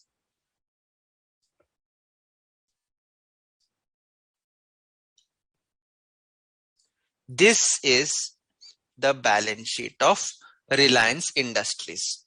And then I will be having P&L of Reliance Industries. Sales, expenses, tax, net profit. Simple balance sheet. Okay, correct. Now you are an investor of Reliance Industries. Do you think this data is going to give you an adequate idea of what your investment represents? It doesn't. Why? Because in your equity share, there is also a proportionate effect of Geo's holdings, Reliance Digital's business, and Hamleys. Your equity, you as an investor will get a better representation, better information, more relevant if you consolidate. Dekho, ultimately you have subsidiaries probably to ensure expertise flows to each company independently. But ultimately the investor who has invested in Reliance is also an indirect investor in Geo, Digital, and Hamleys. So he will be concerned about what is the operation of those entities also. So what do I do is Reliance Industries Limited console financials. In console, what am I going to get? PPE, current assets of the group as a whole. Then equity share capital, reserves and surplus. I'm just preparing a normal T-form balance sheet. Don't tell me that, sir, aapka balance sheet in days ke hisab se nahi hai. Right now, I'm not discussing that. Okay. And when I do the P&L of the group, what am I going to get? I'm going to get the total revenue of Reliance Industries plus Geo plus Reliance Digital plus Hamleys. Expenses entire, tax expense entire, and that gives me the net profit. That gives me the net profit. And now the equity shareholder of Reliance, will now say that with the help of CFS, I can exactly understand how much profit has been generated by virtue of what you can say, what is the actual profit per share that I am holding in Reliance Industries Limited. So EPS is important for a shareholder. So EPS, true EPS comes from where? CFS, because his investment represents some investment of digital, some investment of Geo, some investments of Hamleys. So therefore, you are going to get a complete idea. You are going to get a complete idea of the entity. So therefore, that's right. Now I'm having the answers. to give the investors the picture of the whole group. Namita, that's right. Tota gives information about all the companies where they are invested. That is right. Suraya has said to understand the financial position of the group as a whole, the effect of subsidiary on the group's performance, right? Info about businesses so that investors come to know how the group is performing. And what fundamental characteristic are you meeting by this reporting? I meet the characteristic of relevance, because each of these groups are relevant to the equity shareholder in Reliance. See, when Reliance incorporates a subsidiary, it is investing in the subsidiary. Investment means whose money they are investing? Equity shareholders' money they are investing. So when they invest the equity shareholders' money, what does it mean? It means that they are channeling the money into somewhere else. So the shareholders can always say, अगर मुझे पैसे दिए होते, if you are forming a new company, I will invest directly. Then he will say, no, वो हमारा ही company है. It is a fully owned subsidiary or a subsidiary, and we will present to you the financial statements consolidated. Why are you presenting? So that the investors get a true picture of their performance, of their shares performance, of the wealth that they have generated. And therefore, CFS meets the criteria of which criteria? The two criteria of relevance as well as faithful representation. Each and every Ind AS, you will see that these two criterion will always be met. Is it okay? Have you guys understood? Yes. So therefore, entities related to each other, by way of a parent and subsidiary relationship, prepare their financial statements. These are known as consolidated financial statements. The group is not a separate legal entity. In spite of that, they prepare the consolidated financial statements. Is it okay? Yes. Correct. That's right. Okay. Have you guys understood now? So when I talk about non-legal entity, specifically it means groups.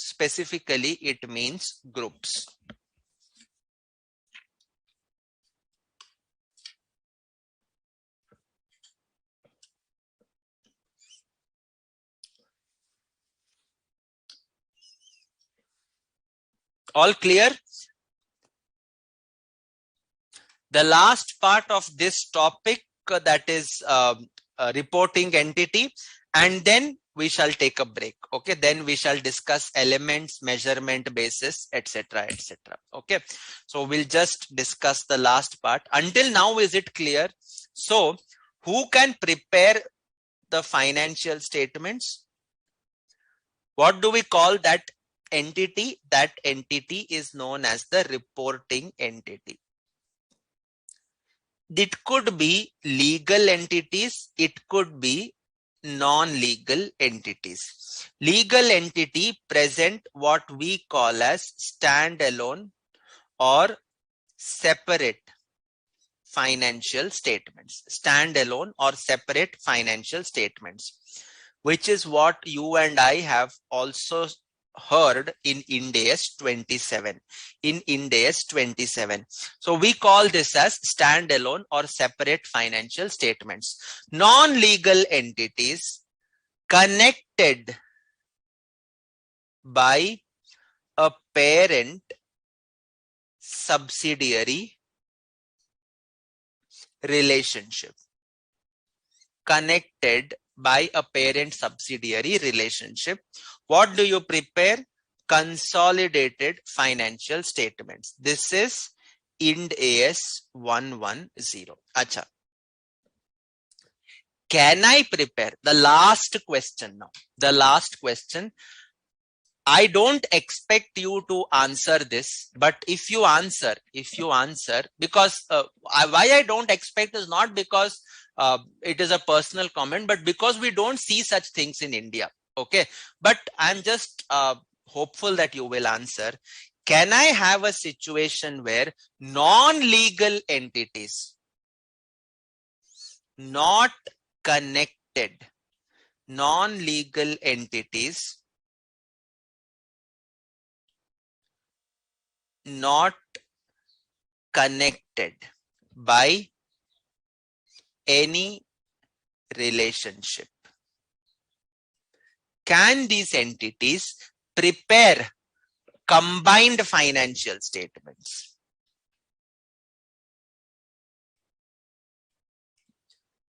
If yes, who are such entities? Who are such entities? Who are such entities? Okay.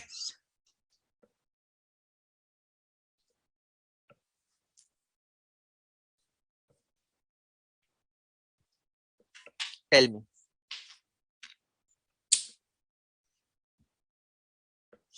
I give you 1 minute to think. Okay.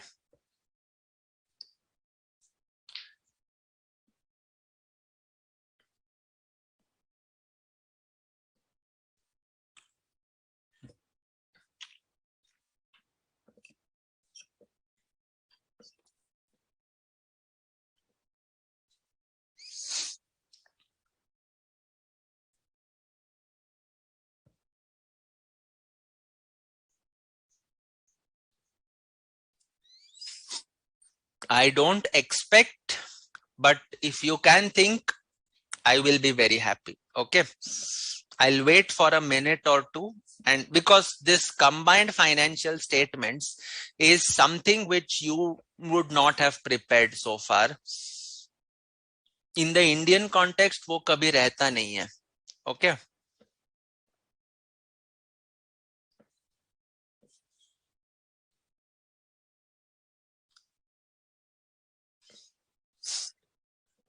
Foreign company. Okay. Foreign company becomes a separate entity, right? So that is a legal entity. I'm talking non-legal entities not connected by any relationship. Okay. Let me explain with the help of an example. आपको समझ में आ जाएगा. You will understand. Okay. This is not there in, I mean, I have not seen it in the Indian scenario, but this is more common in foreign scenarios. Okay. See, you guys remember there was an appendix to Ind AS 103. You guys remember this common control combination? Yes. Do you guys remember this common control combination? Yes, sir. We remember it. Okay. Common control combination is a carve in. I had taught you the very first day when I explained in the live session. Later on in the recorded session, we did common control combination. This is a carve in. But carve in means it is not there in IFRS. It is not there in IFRS. So suppose I have Mr. A who has company X, company Y, company Z. These are all one person companies. These are all one person companies. So each of them are separate entities by themselves. This is in the telephone business. This is in the cable optical fiber business. This is in the internet service provider business. His business is increasing multiple what you can say, leaps and bounds. And therefore, he decides to come out with an IPO. He decides to come out with an IPO. And when he decides to come out with an IPO, he says, let me combine all these entities as one single entity and let me come out with an IPO. So what he will do is, for the purpose of IPO, he will present the first set of financial statements prior to coming out with an IPO. He will combine the financial statements of companies X, Y, and Z. In the Indian context, remember, in the Indian context, common control combination is there. Foreign में, where IFRS is actually there is no concept of triple C. Triple C is purely an Indian concept. Triple C does not exist. So don't tell me these are CFS. These are not CFS because this is a foreign concept. Okay, ye banda foreigner hai. Okay, he's a foreigner. Okay, see, we have drawn the things from there. But you should have seen whether we do it our side also or no. So companies XYZ present something known as combined financial statements.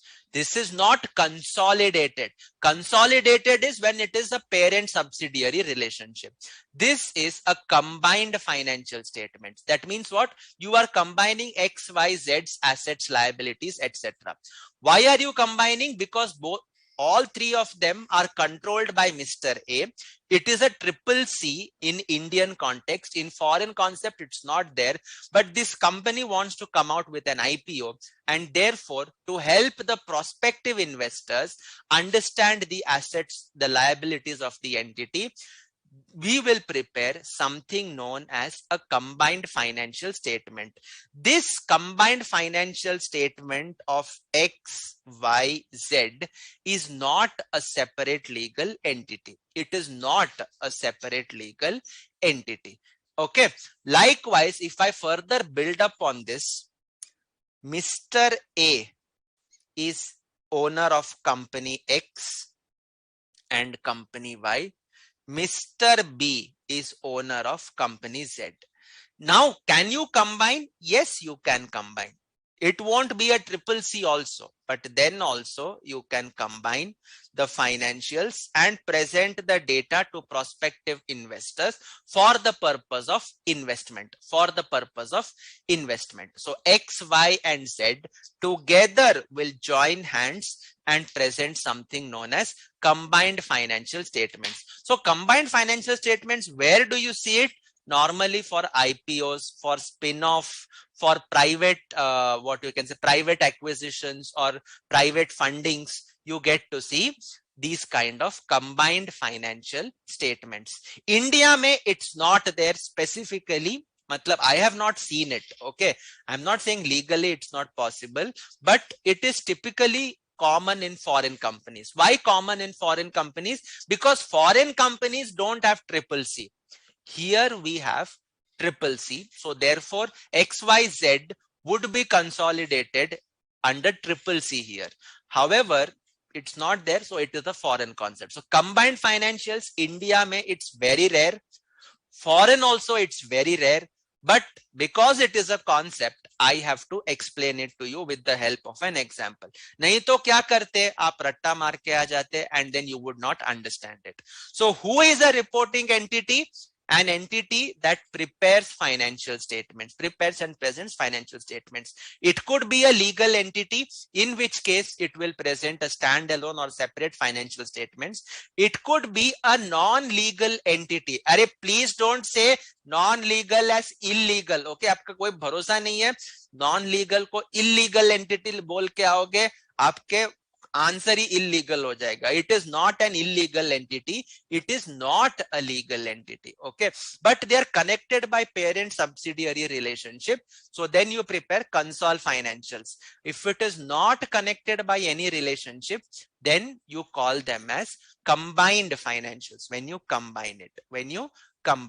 Okay, and then finally, Srinidhi has said somewhere, I think it was Srinidhi who said branch or division. Yes. So reporting entity could also refer to as part of an entity. So for example, you have a foreign branch situated in London. Now, for the purpose of return filings of London, that entity will have to prepare financial statements as per IFRS. Is it a separate legal entity? Answer is no, it isn't. But will it prepare the financial statements? Yes, it will. So will it become a separate, will it become a reporting entity? Yes. So in this case, branch also could be a reporting entity.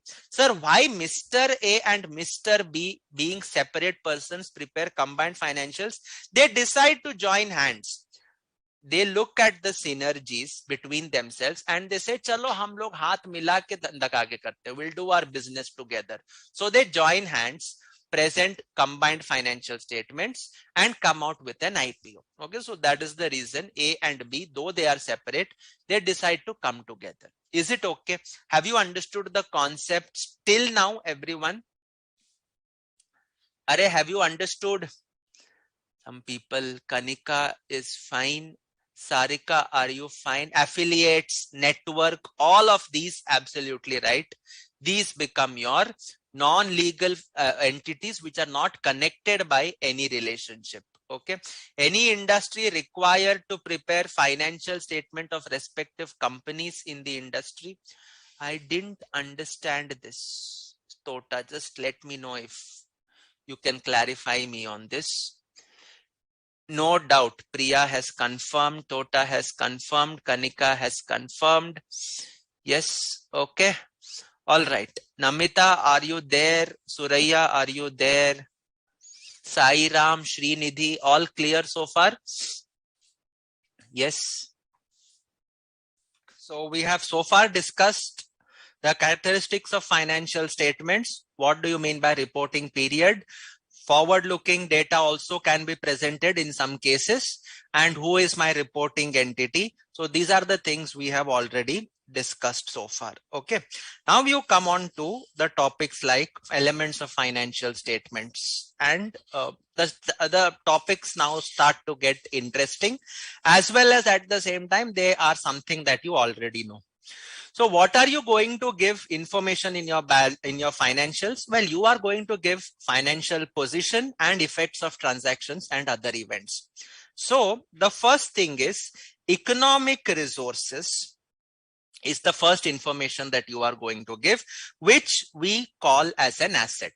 So what is an asset? It is a present. Present means it is existing today.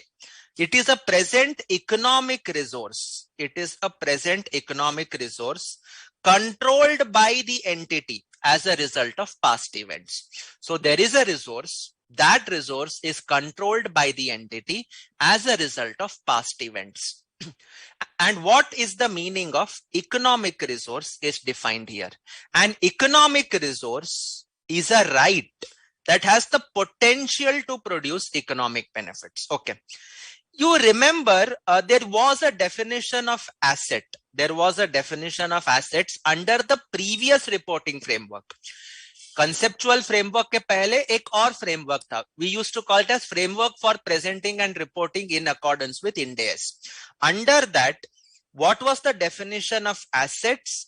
The definition of asset was it is a resource that is controlled by the entity. That is controlled by the entity, and it is probable that economic benefits, resources embodying economic benefits, aisa word tha, and probable that economic benefits would flow to the entity, So this was the definition of assets earlier. Okay, this is as per old framework. Now look at the new framework. Okay. What is the definition of asset? It is a resource, an economic resource. So this part is the same. It is controlled by the entity as a result of past events. So this is also same. And then it moves on to define what is a resource. Resource is a right. It is a right that has the potential to produce economic benefits. Having potential to produce economic benefits. Okay. So now the important thing that is there is right, potential to produce economic benefits. So first important thing is right. Second is potential to produce economic benefits. And the third important part is control. So these are the three things which are very, very important to understand when an item can be called as an asset. In the earlier framework, what was important was resource, controlled, and probable. So what is the underlining difference? The underlining difference is in the earlier framework, it should have been probable that economic benefits would flow to the entity. Only then you would recognize asset. This was what was mandated under the earlier framework. In the new framework, it is sufficient if you have a potential. Probability can be very low, probability can be very high. That affects the measurement of the asset, but it remains an asset. It remains an asset. Okay. And therefore, probability is removed in the new framework. It's not necessary that it should be probable to get economic benefits. Meeting the potential was sufficient. Sir, difference to theek hai, but we did not understand the implication of this difference. Okay. Let me explain with an example. आजकल बहुत airline के example ले रहे हैं, but ठीक है. Spice jet is a customer of IO, Indian Oil Corporation. For what? Aviation turbine fuel. All my examples are stories. You understand the stories, you will be able to understand the concept. SpiceJet के बहुत खराब दिन चल रहा है. SpiceJet is not performing well. Okay, touchwood, it is performing well. Okay, this is a story. Okay, SpiceJet is not performing well. IOCL had sold ATF to SpiceJet. So therefore, technically, SpiceJet is a debtor and IOCL has to collect money from SpiceJet. Okay. Now, under the old framework, abhi dekho, under the old framework, when could you recognize the asset? When it is a resource. Is it a resource? Yes, it is a right to collect cash. Is it within the control of IOCL? Yes, the receivables are within the control. However, was it probable that you would recognize the cash would come to IOCL? Answer is no, because SpiceJet is not performing well. So what was the problem in the earlier framework was, technically speaking, this would not meet the definition of an asset. And therefore, if you had earlier recognized it, you would de-recognize it in accordance with the framework. But Ind AS 109 on financial instruments required you to follow the expected credit loss model and provide for the losses that you expect in the future. You are not de-recognizing the asset. Under Ind AS, you are not de-recognizing the asset, but what were you doing is, you would create a provision for expected credit loss, and that would be a fairly high provision, which is okay. You are following prudence concept. That is fine. But now can you see that in earlier case, it was not an asset. Under the old framework, this debtor was not an asset in the first place. That means initially when it was probable, you recognize the asset.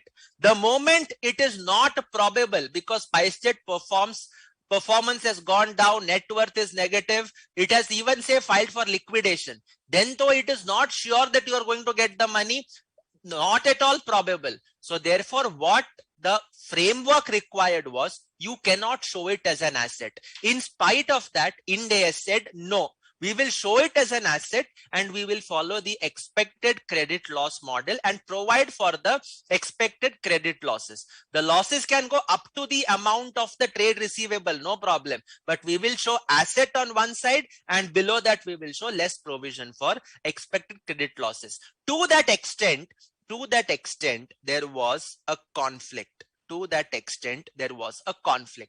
Why? Because on one side, Ind AS 109 recognizes this asset, but the framework tells you it cannot be an asset because the probability criteria is not fulfilled. To meet this conflict, the words have now been changed to having the potential to produce economic benefits. वो कितना छोटा benefit क्यों ना हो, it doesn't matter what is the quantum of benefit. Suppose SpiceJet is a debtor for 100 crores, and out of that, based on the credit loss model, IOCL expects that only 2 crores is recoverable. Doesn't matter. Does it have a potential to give you 2 crore rupees? It has. So it is an asset. Probability is not concerned. We are not concerned whether 98 crores will come to me or not. Why go even one step further? SpiceJet files for liquidation. In spite of that, do you have the right to collect the money on sale of the assets of SpiceJet? Yes, in the liquidation nomenclature, after regulatory authorities dues, after employees dues, after secured creditors dues, you will then come to unsecured creditors. If there is some payment, some assets left to meet the dues of unsecured creditors, those dues, some portion will come to you, that is IOCL, which is the company that recognizes SpiceJet as an asset. So can you continue to recognize the asset under the new framework? Yes. And therefore, ye jo conflict tha, this conflict which existed is now deleted by virtue of this change. When probability has gone and potential has come into existence. We are now focusing on potential. As long as my resource has the potential to produce economic benefits, I can recognize it as an asset.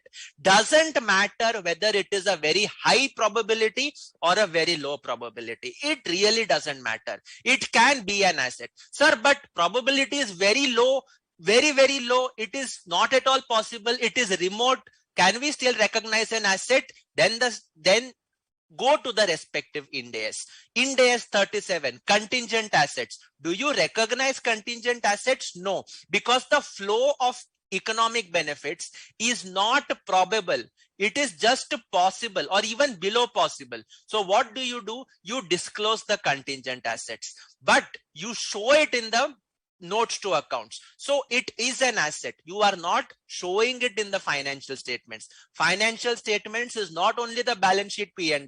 It also includes your notes. And in the notes, you are disclosing the contingent asset. And why are you disclosing? Because it meets the definition of asset. Suppose your aeroplane got damaged in fire and now you are filing a claim for insurance. Now, is the insurance claim your resource? Yes. The policy is your resource. Is it controlled by you? Yes. But you do not know how much is going to come to you. Sir, that is a measurement aspect. That is a measurement aspect. I do not even know if my claim will be passed. Doesn't matter. Thoda to aayega, something will come. You have an asset on your hand. Yes. Recognize that asset. If it is very remote, show it as a contingent asset. If it is probable, recognize the asset. But right now, the concept of probability has totally vanished from the conceptual framework. Have you guys understood the anomaly that existed? Have you guys understood what was the problem with this earlier definition? It focused on probability. Matlab, no probability, no asset. Arey, how can that happen? Trade receivable is a right to collect cash. Abhi probability hai ki nahi hai? Whether there is a probability or not, I am not concerned right now. I have a right to collect cash, so it is my asset. I may be able to collect full, half or 10%, doesn't matter. It is my right. So it is an asset. There is a potential to get economic benefit therefrom. And therefore, I will recognize such a trade receivable, which is supposedly going bad, still as an asset in my books. And as per the provisions of Ind AS 109 related to financial instruments, I will make a provision for expected credit loss. But that is an Ind AS specific requirement. That is an Ind AS specific requirement. If company doesn't know SpiceJet is going to liquidate, that time, it has to know. You will obviously know what is the status of your customer, no? आपको पता रहेगा, you will come to know what is the status of your customer. So you cannot say you don't know the status of your customer. You do an audit, you raise a bill on your client, you know whether your client is going to pay you or not. Yes, वो पता चल जाता है. You know that at the time of what you can say, when you raise a bill, and subsequently the events, you will come to know what happens. Okay, you will come to know. So therefore, you cannot say that I don't know whether my customer goes into liquidation or not. Liquidation is a very, very serious thing to happen. It cannot happen just by hiding from the world. Okay, company goes into liquidation means sabse pehle the world will come to know. The first thing is the world will come to know. The customers, the creditors, the lenders, the investors, the employees, everybody will come to know. Okay, so it's not something that is going to remain unknown. Okay, but I hope you understood what is the anomaly that existed. Acha. Now it is very interesting. It is very interesting right now. You see now, new framework. New framework. What is an asset? An asset is a resource. An asset is a resource that is controlled by the entity. Okay. Controlled by entity. And then you come to the next part. What is a resource? A resource is a right that has the potential to generate economic benefits. That has the potential to generate economic benefits. All right. Yes, yes, yes. Okay. Now we move on to one standard which you have already studied, that is Ind AS 38 on intangible assets. Now you come to intangible assets. What do you mean by an intangible asset? If you look in intangible asset, this is the anomaly. The term asset is defined as a resource controlled by the entity. Intangible asset, resource controlled by entity, probable that economic benefits will flow. Probable that economic benefits will flow to the entity. And now you again see, now there is a new conflict here. Now there is a new conflict here. Okay. Ind AS 38 vis-a-vis the old framework. Vis-a-vis the old framework. Here there was no conflict. Why? Because the old framework focused on probability, and the intangible asset definition also focused on probability. The new framework talks only about potential, whereas Ind AS 38 talks about probability. So here it is potential now, whereas in the Ind AS it is probable. So now again there is a conflict. Again there is a conflict. And now the question arises, sir, will we have a third framework? No, you won't. Sir, this is inconsistent. This is not inconsistent. This is not inconsistent. You remember, Ind AS 38 has very, very stringent requirements to recognize intangible asset. Why? Because it is something which you cannot see in the first place. So when you cannot see, the requirement of generating economic benefits should be extremely high.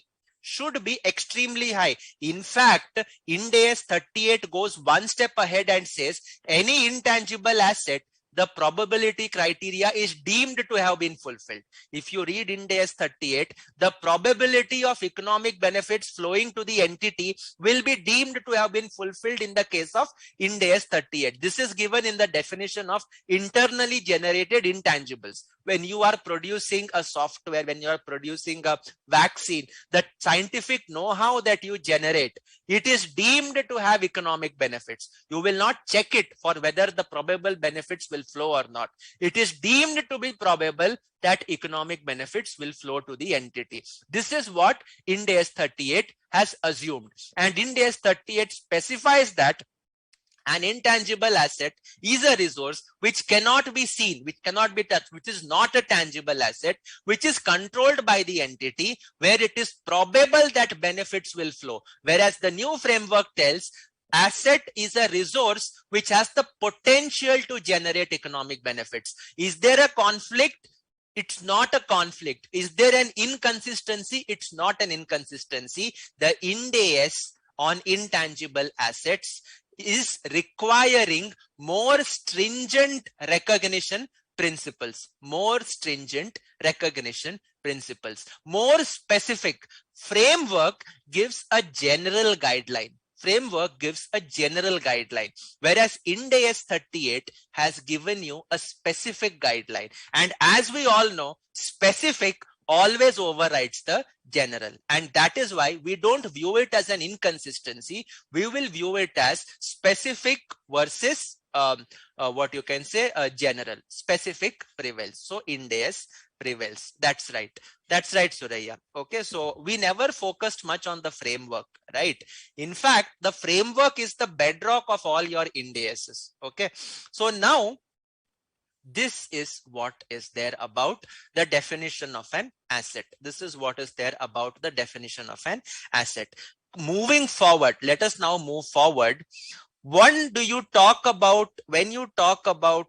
asset, present economic resource. Okay, so when we talk about asset, it is a present resource. And resource means what? It is a right that has a potential to generate economic benefits. Okay.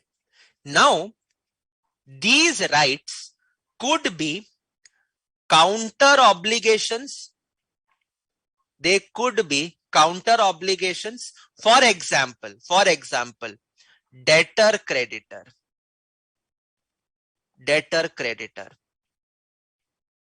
borrower lender. Yes, debtor creditor relationships, borrower lender relationships, or you have given advance to supplier and you have a right to receive the material against that. So all these are counter obligations. You recognize an asset, somebody else recognizes a liability for the asset that you have recognized. This is known as counter obligations. So one thing is, this is your right. Second, can I have a right without counter obligations? Can I have a right without counter obligations? Definitely you can have. You own property, plant and equipment. You have the right to sell it, to use it, to break it, to burn it, to destroy it, to dismantle it, to reassemble it, to give it on rent. You have the right to do anything and everything with this PP. But is it an obligation for somebody else? No, it's not. Asset aapka hai. It's your asset. You paid for it. You fulfilled your obligation. He got his money. Now with this PP, you can do anything and everything you want because it is yours. So this right exists without a counter obligation in the books of the other party. So you must have studied the definition of financial asset, where it is a right to receive cash or any other financial asset from a counterparty. That means in the case of financial asset, you need to have a counter obligation existing in the first place. Whereas in the case of any other asset, there is no need to have a counter obligation. Also, there may be certain assets which are not financial assets. In spite of that, counter obligations exist. Like for example, advance given to supplier for raw materials. Is it a financial asset for you? No, you have a right to receive material. You don't have a right to receive cash. So therefore, it is not a financial asset. But is this asset a counter obligation for your supplier? Yes, it is. So therefore, generally it is financial assets, but you may have certain non-financial assets where counter obligations exist. But counter obligations do not exist. In spite of that, right exists. Right over PPE, right over Right over technical know-how. Right over technical know-how.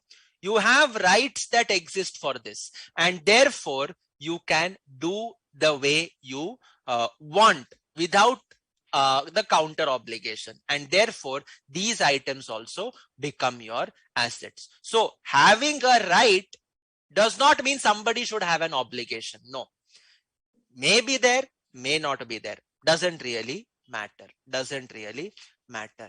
Are, have you understood the definition of the element asset? Yes.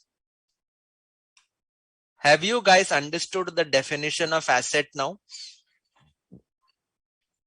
Yes. Yes or no?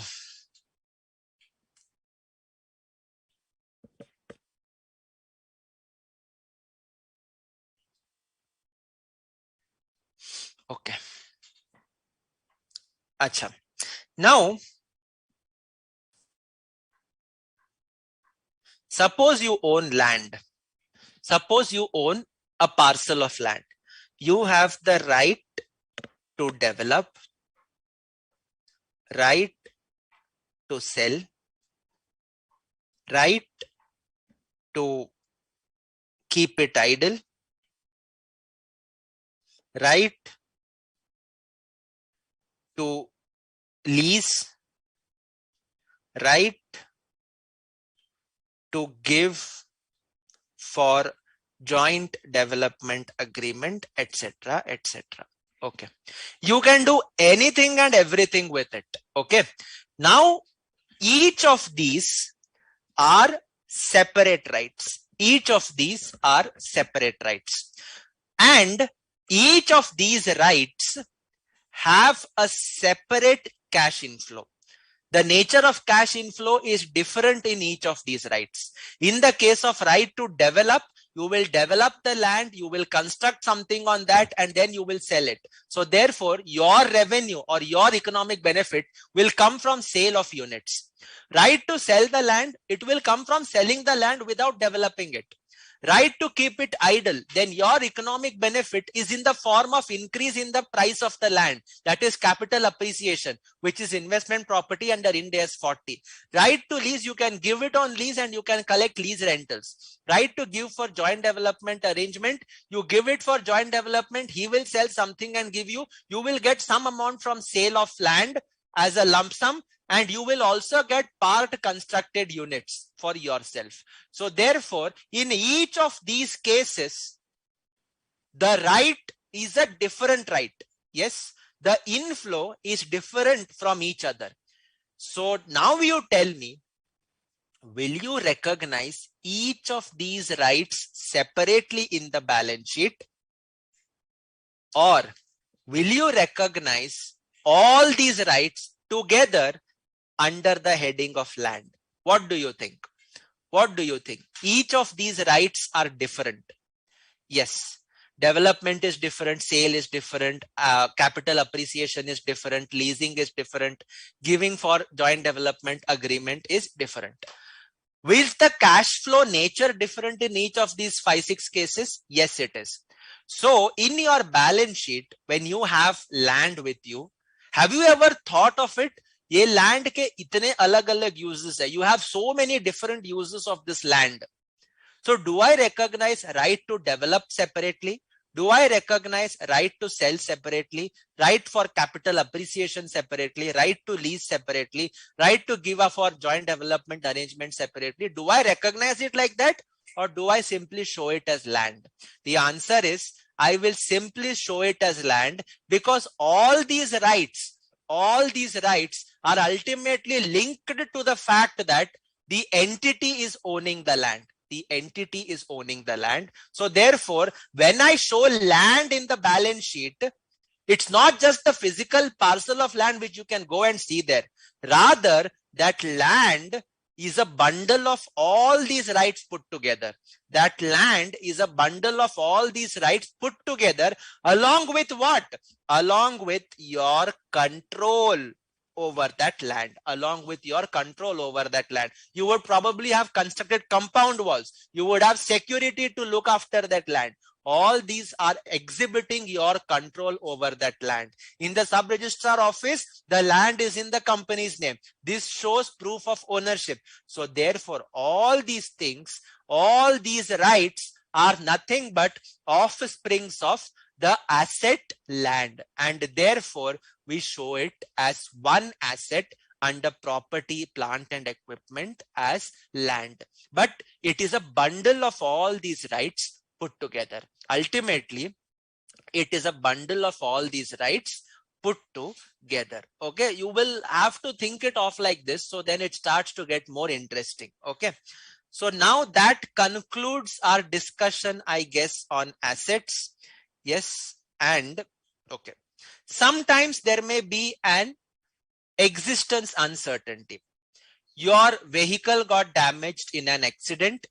You have raised a claim with the insurance company. You do not know what will happen to that. So there is an existence certainty that policy is there, but what is the economic benefit that will flow? That will be the receivable amount you have to recognize. That I do not know. So that is an existence uncertainty. That is an existence uncertainty. And existence uncertainty can be mitigated only when additional information comes to you that mitigates the uncertainty relating to existence, that mitigates the uncertainty relating to existence. Okay, so ye ho gaya mera asset. We then move on to the next part, that is a liability. We then move on to the next part, that is a liability. See, ideally, it's very helpful if you read all the Ind AS first and then come to conceptual framework. Although practically the flow is first you build the framework, then you build the Ind AS. But today I'm sure you are able to appreciate the framework better because all of you know the Ind AS. So you are now able to appreciate the framework in a better way. Okay. So even when you are studying, don't jump to the framework initially. First you finish all the Ind AS, study of the Ind AS, and then when you come to the framework, then your framework will probably get over in half an hour. Your framework will get over in half an hour because all these things you've studied in Ind AS. Abhi, those are applications. Applications are more interesting. Ye to theory hai. This is, you know, the application. When you come to the theory, it will be Godspeed. Okay, so therefore do the conceptual framework after finishing your Ind AS. Okay, next one. When you talk about liability, what is a liability? It is a present obligation. It is a present obligation to transfer economic resources. To transfer economic resources. To transfer economic resources as a result of past events. As a result of past events. Because of some event that happened in the past, you have an obligation. You have an obligation to transfer the resources. The important part that we have here is it necessary to know the identity of the counterparty? Is it necessary to know the identity of the counterparty? Matlab, present obligation to transfer economic resources as a result of past event. That means you have a sword on your head. You have an obligation which is hanging on you. The question is, do you need to know who is holding that hanging sword, or it is sufficient if the hanging sword is that there is nobody holding it? What do you think?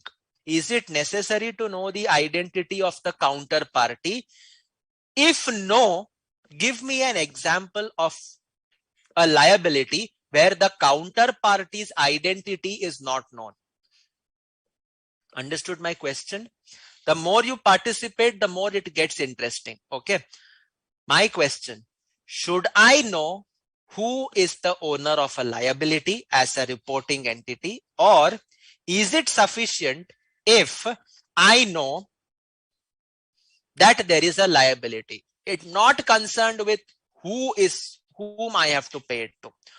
If the answer is no, then give me an example of that liability. Give me an example of that liability. Okay. If the answer is yes, contingent liabilities. No, it is not necessary. Sarika Sharma is saying warranties, for example.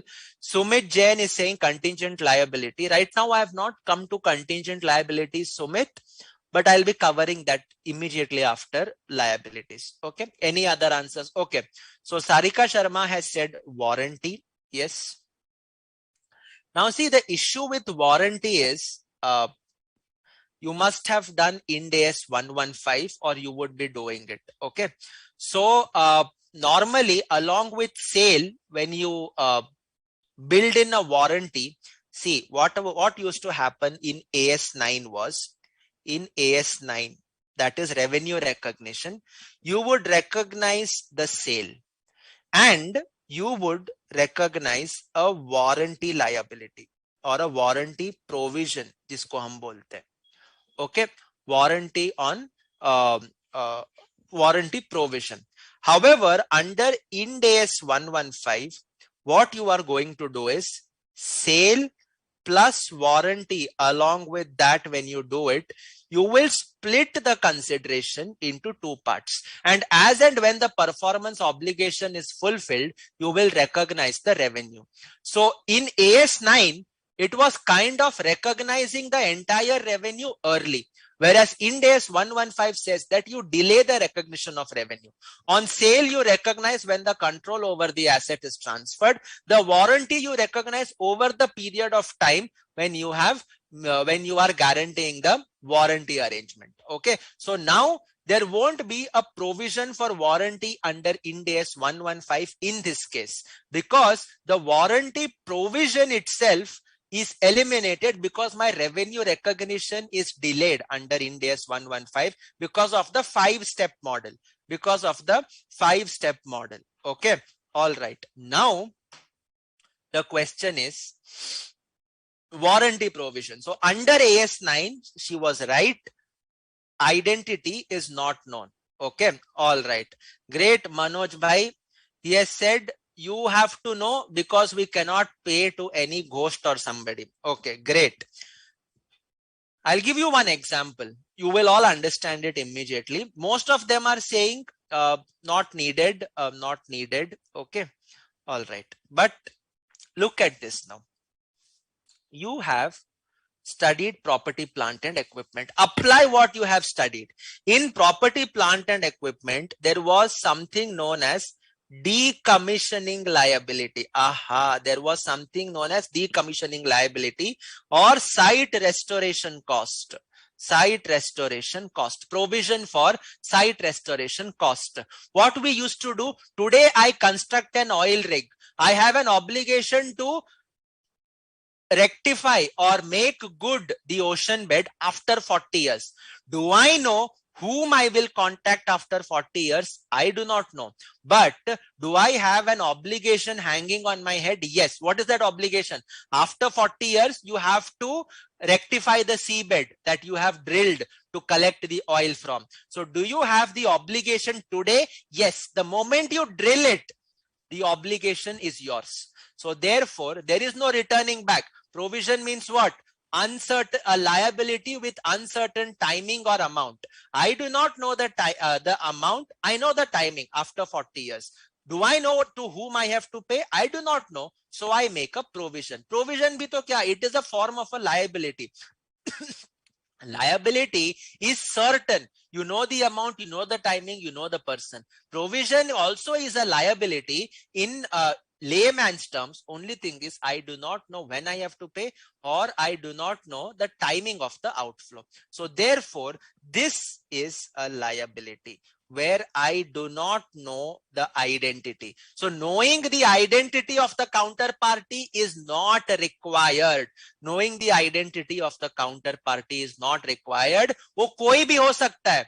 What is important is he could be anybody, XYZ. I am not worried about. What I should ensure is if there is a liability, I have to recognize it. Liability means what? There should be an obligation. There should be an obligation. So then it becomes a liability. Is it necessary to know the right? Answer is no. Site restoration cost and decommissioning liability kidhar hai? This is Ind AS 16. Read with Ind AS 37. All these standards you would have done. All these standards you would have done. This is just a recap of what we have been doing. Okay. Change in economic resources and claims. We talk about income. What is income? Income is nothing but increase in assets. Okay. It is nothing but increase in assets or a decrease in liability. Okay. So because of income, either your assets increase or liabilities decrease. That results ultimately in increase in equity. Okay, so your equity increases other than those relating to contribution from holders of equity claims. So your income is increase in asset or decrease in liability, which ultimately increases my equity. So if I put up my balance sheet, assets, liabilities, what it is saying, either my assets increases or my liability decreases, as a result of which my equity stands to increase, and this increase is due to reasons other than contribution. Matlab, my shareholders should not have invested additionally. If they have invested, I will reduce that and then check whether there is an income, and then check whether there is an income. A very beautiful definition. It does not talk jargon. It talks plain logic. Okay. Increase in assets, decrease in liabilities, which ultimately goes into increasing my equity, other than those relating to contributions from holders of equity claims. Okay. So this expense is exactly opposite of this. Decrease in assets, increase in liabilities. Ultimately, what happens? My equity reduces. So it results in a decrease in equity, other than those that relate to distribution to holders of equity claims. Other than those that relate to distribution to holders of equity claims. Okay. That means other than dividend distributions, if there is a decrease in your equity, it means it is an expense. And other changes means what? Other changes means contributions from holders of equity, distributions to them, exchanges of assets or liabilities that do not result in increase or decreases in equity. So we have covered the definition of all these items, and we have also discussed about assets, liabilities. We have discussed transfer of an economic resource, present obligation. All these items are discussed. Just one thing which is there is, when I talked about asset, I told that there are three legs. One is it is a resource. Second is potential to produce economic benefits, right? Potential to produce economic benefits, and control. Okay. So what is control is what a small part that we have to discuss. We have discussed control at length when we did Ind AS 103, read with 110. So what do you mean by control? Control means present ability to direct the use of the economic resource. So you have the ability to say how that resource will be used. You have, suppose, machinery. You can say sell it off. You can say use it for production. You can say do it scrap. You can say keep it idle. All these things you are deciding. So you can be said that you control the economic resource if you direct how to use it, and direction is not enough. You obtain the economic benefits that may flow from it. It is not, Sarika, what is concluded? It's not necessary to know the identity of the opposite party. That's what I had told. Okay. It's not necessary. What is important is there should be a liability. that is sufficient. Once there is a liability, it kind of takes care of the fact that you have to recognize it. Because provision for decommissioning, I do not know from whom I'm going to get the decommissioning done. But is it a liability today? Yes, it is. It is a liability. And therefore, you will recognize it. So counterparty's identity is not necessary. Okay. Counterparty's identity is not necessary. All your provisions aise to hote, they are more like that only. Okay. Next one is an entity controls an economic resource if it has the present ability to direct the use and obtains the economic benefits that may flow from it. So from that resource, any economic benefit that will come, it will flow to the entity that controls it. So when I say that obtain economic benefits, it means what? Sorry. It means obtain economic benefit and prevent others from enjoying that benefit. Prevent others from enjoying that benefit. Okay. This is the meaning of control. This is the meaning of control. Acha. Sir, what do you mean by prevent others from enjoying that benefit? Okay. All right. Now, let us take an example. Again, favorite, we will take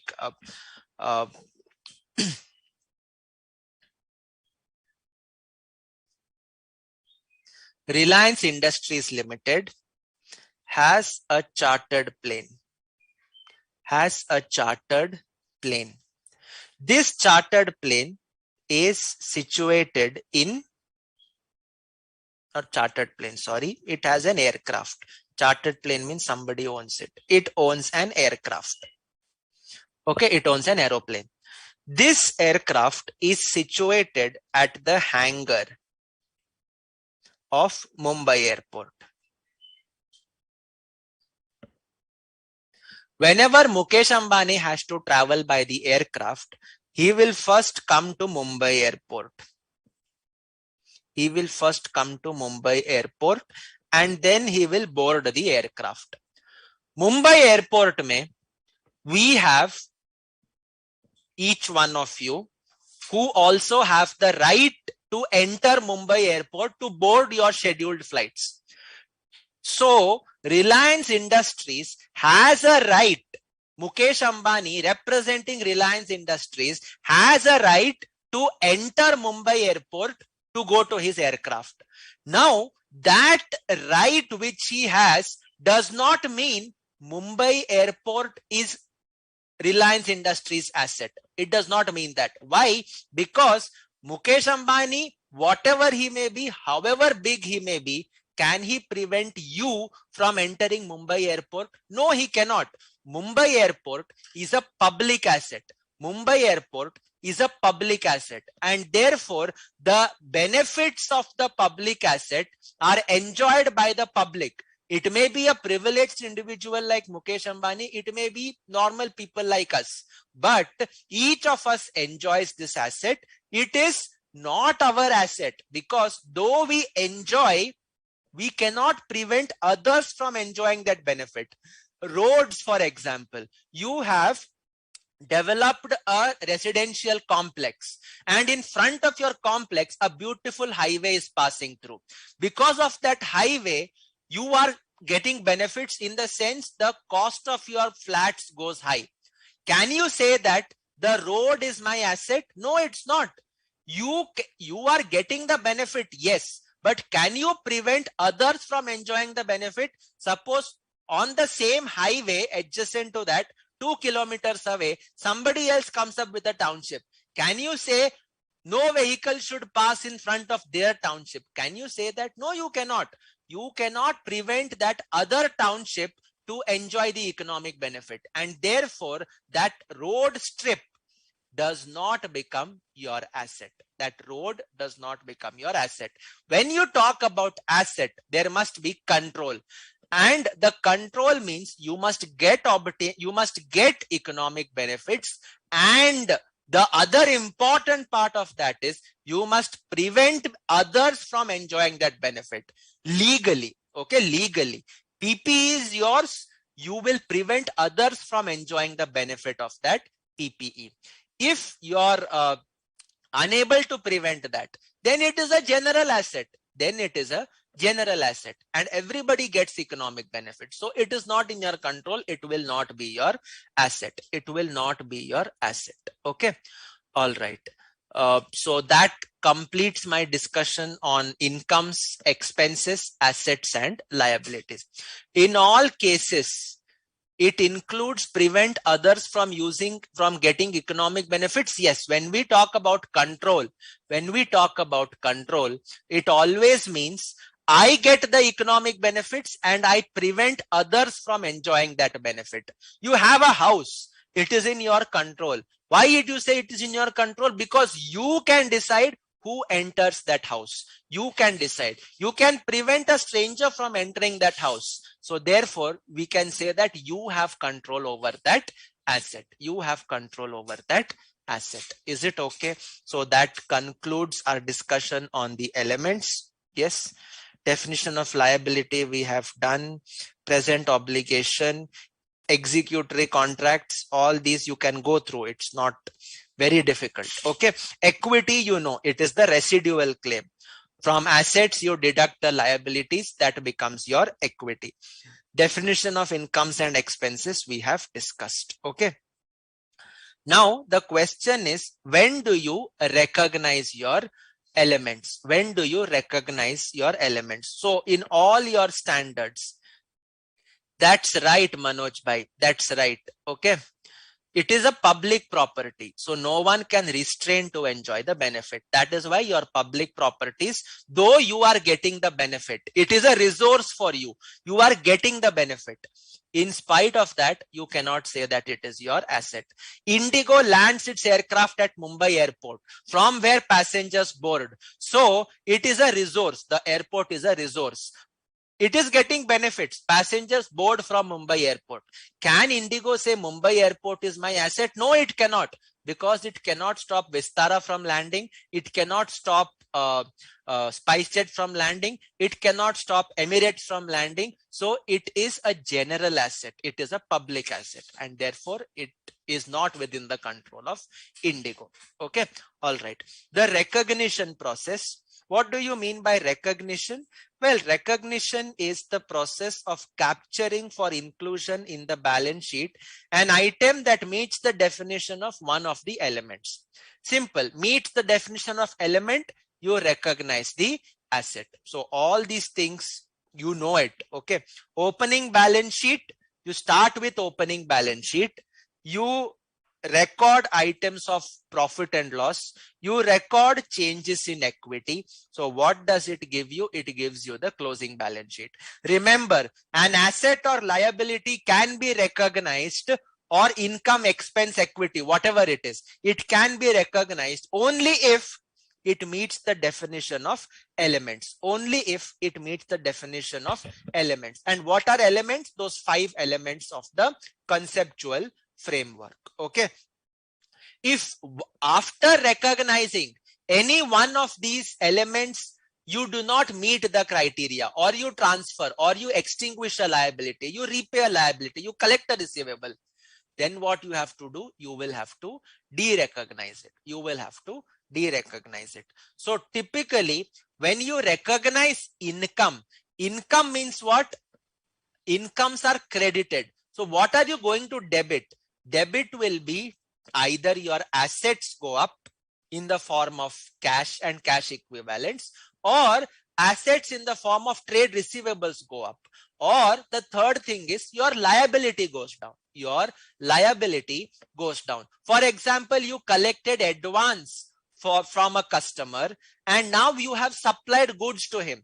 So now what you will do? You will recognize the revenue and you will eliminate that advance, because against that advance you have already supplied the goods. So when you recognize income, the credit will be to income, debit will be to asset or to the liability, or to the liability. Expense is opposite. Expense is opposite. At the same time, when you recognize revenue, you will also recognize an expense at the same time. When you make a sale of goods, you will recognize the cash received as income. So the entry will be cash account debit to sales. Cash account debit to sales. Okay. But when you sell the inventory, that is your cost, right? So you will then pass the entry cost of sales account debit to inventory. Cost of sales account debit to inventory. That is exactly what is written here. Okay. So you will recognize it. Okay. So we call this as matching of cost with income, but it is not an objective of the financial, of the framework. Matching of cost is not an objective of the conceptual framework. It is not. Conceptual framework only tells, do not allow recognition in the balance sheet of items that do not meet the definition of asset, liability or equity. उसके बाद आप matching cost करो या फिर matching मत करो, that is not concerned with the framework. The framework says we are not concerned with that. We are saying recognize asset, liability, equity, income, expense when the respective criterion which are laid down in the framework are met. Okay. All right. Fine. So all this we have done. Relevance, existence, uncertainty I have discussed. Low probability I have already discussed with you. When there is a low probability, you have to assess whether recognizing an asset is giving faithful representation or relevant information, or whether it will be misleading if you recognize the asset. For example, you have an asset, the probability of realizing that is very low, like an insurance. It depends on certain future conditions. So then what are you going to do? Will you recognize the asset? No, I will show it as a disclosure. That's it. Same goes for a liability also. Same goes for a contingent liability. What is a contingent liability? A liability whose outcome depends on certain events not in control of the entity. Not in control of the entity. Or it could also mean a liability whose amount to be paid is not known, or it is very low, or the probability of paying is very low. So that becomes a contingent liability. So then you will have to decide whether recognition of such items with low probability, will it affect my faithful representation or not? If not, then the typical location for such information is in the notes. You disclose it in the notes and we are done with that. We are done with that. Okay. So remember, faithful representation and relevance. In every place in this chapter, they have hammered the words faithful representation, relevance. आज के बाद when you look at your financial statements, ask yourself these two questions. Is this information relevant? Is it faithfully presented? If not, then at that point of time, you will recognize, you will see that you will tell not to recognize. Okay. All right. What about credit sale on approval basis? See, under Ind AS 115, there is a detailed guidance about sale on approval basis. Okay. So you will have to follow the guidelines based on that particular Ind AS. Okay. The framework only tells you that recognize asset, liability, income, expense, equity if they meet the definition. Ind AS 115 tells estimate the probability of returns and then recognize the revenue. Okay, so that is how you will do the accounting, how you will do the recognition. Okay, so that kind of takes care of this element also. Derecognition when the asset is realized or the liability is extinguished. Remember, recognition criteria could be assets, liability, income, expense, or equity. all these things put together. Why? Because when you recognize asset, corresponding income is recognized. When you recognize liability, corresponding expense is recognized. When you get the investment from equity holders, it is equity which is recognized. When you distribute, it is equity which is credited, okay, which is debited. But in the case of derecognition, it is only assets, liabilities, and equity. Sir, what do you mean by derecognition? Removing something which exists. Now, incomes and expenses, they do not have any closing balance. They do not have any closing balance. And when they don't have any closing balance, what are you going to derecognize? So therefore, you can derecognize items which exist, which in our case are assets, liabilities, and equity, which in our case are assets, liabilities, and equity. Okay, so that takes care of that unit. Okay, we are still, oh, it's 10 o'clock. Okay, we will do these units. It's not much now. Okay, we should be able to complete it in another half an hour or 40 minutes, not more than that. Okay, all right. Where did it go? Measurement. Now the question is, we discussed what to recognize, that is the elements of financial statements. We discussed when to recognize, the timing. We discussed the characteristics. We discussed the enhancing features. And now we come at what amount should I recognize? At what amount? This is where you have always been using the terms. Ind AS follows a fair value approach. Fair value approach. When the first time you came to final, array in Ind AS banana hai, fair value approach hai everywhere. This concept, the measurement concept, touches on what are the bases that we have, how do I have to recognize, and what do each of these measurement bases represent.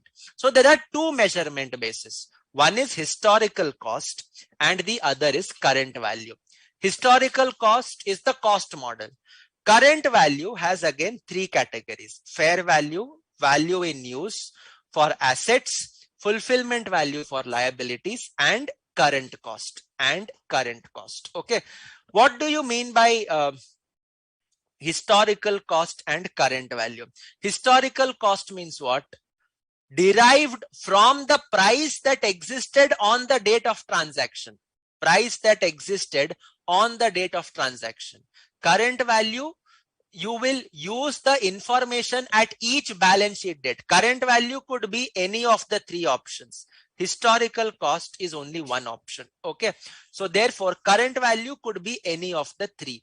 So at each measurement date, you will use the current value, which could be fair value, value in use, or current cost. Okay, changes in values are not reflected in historical cost. When you acquire property, plant, and equipment under the cost model, do you think any movement in the value of PPE will affect your asset cost? Answer is no, it won't, except for changes relating to impairment or liability becoming onerous. When your asset is impaired, you have to recognize that even under historical cost model.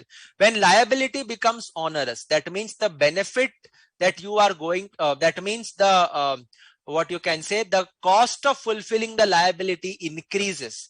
Okay, that means the liability has become onerous. So therefore, you will recognize onerous liabilities and impairment only these two things. Rest all you will not reflect it. And current value, you will reflect the changes since the previous measurement date.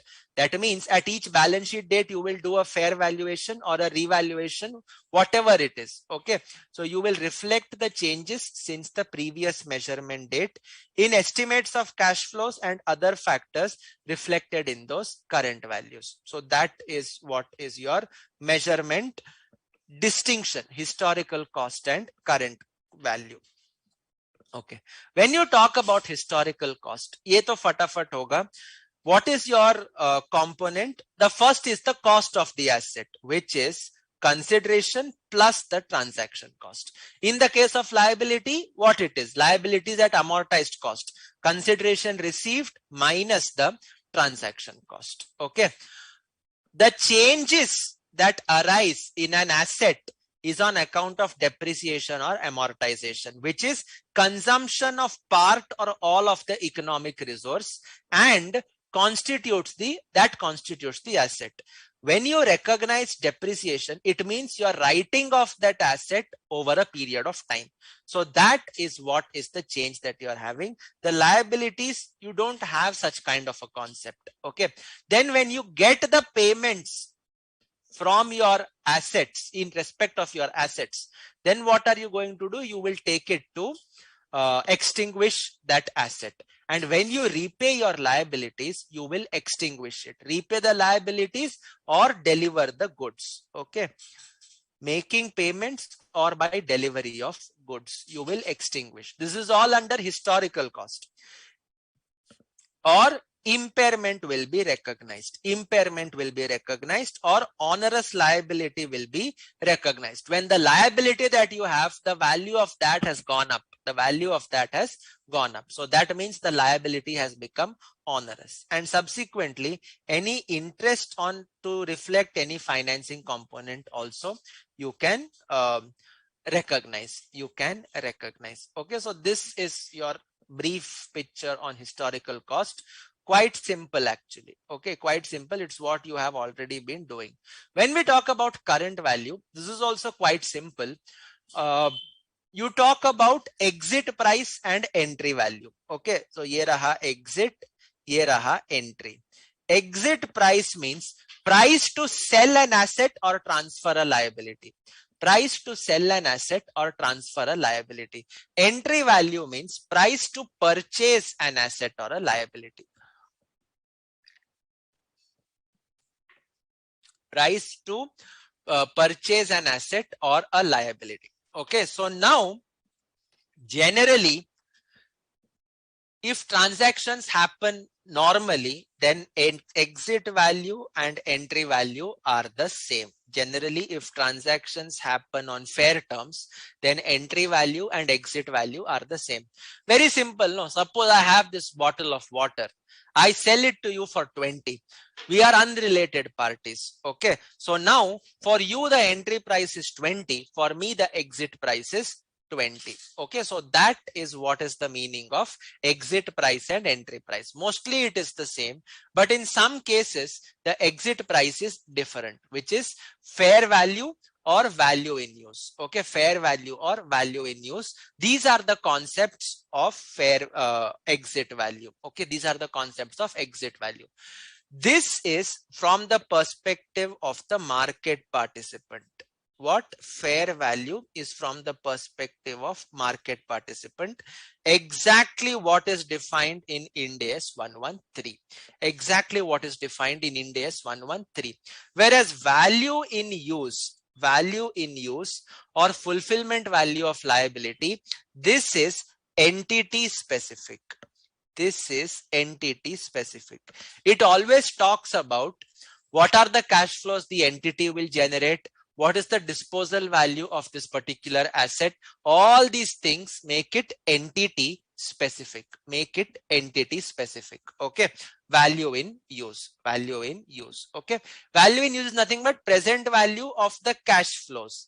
Present value of the cash flows that an entity expects to derive from the use of an asset as well as the ultimate disposal. Whose perspective? Well, market participants' perspective for fair value, whereas for value in use, it is from the entity specific perspective.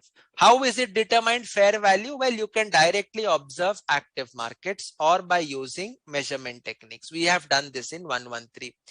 Cannot be observed directly and are determined using cash flow based measurement techniques. Okay. Transaction costs are not considered in the case of fair value. neither on initial recognition nor on disposal of asset. Whereas in the case of transaction cost under fair value, under value in use, initial recognition you don't consider, but when you calculate the expected net proceeds, that time you will deduct the transaction cost. All this is what you have done in Ind AS 36. Okay, I'm not taking anything new. Okay, all right. Entry cost, entry value versus current cost. Entry value, that is current cost. What do you mean by current cost? Replacement cost, which is what you have studied in Ind AS 2 on inventories. I have this pencil with me. What is the price I will have to pay to get the same pencil today? That becomes my current cost. That becomes my current cost. So therefore, it is also an entry value. It is also an entry value. And hence, if you compare it with historical cost is the value on the date of acquisition, whereas current cost is the value at each measurement date. Components, you have asset, that is consideration plus transaction cost.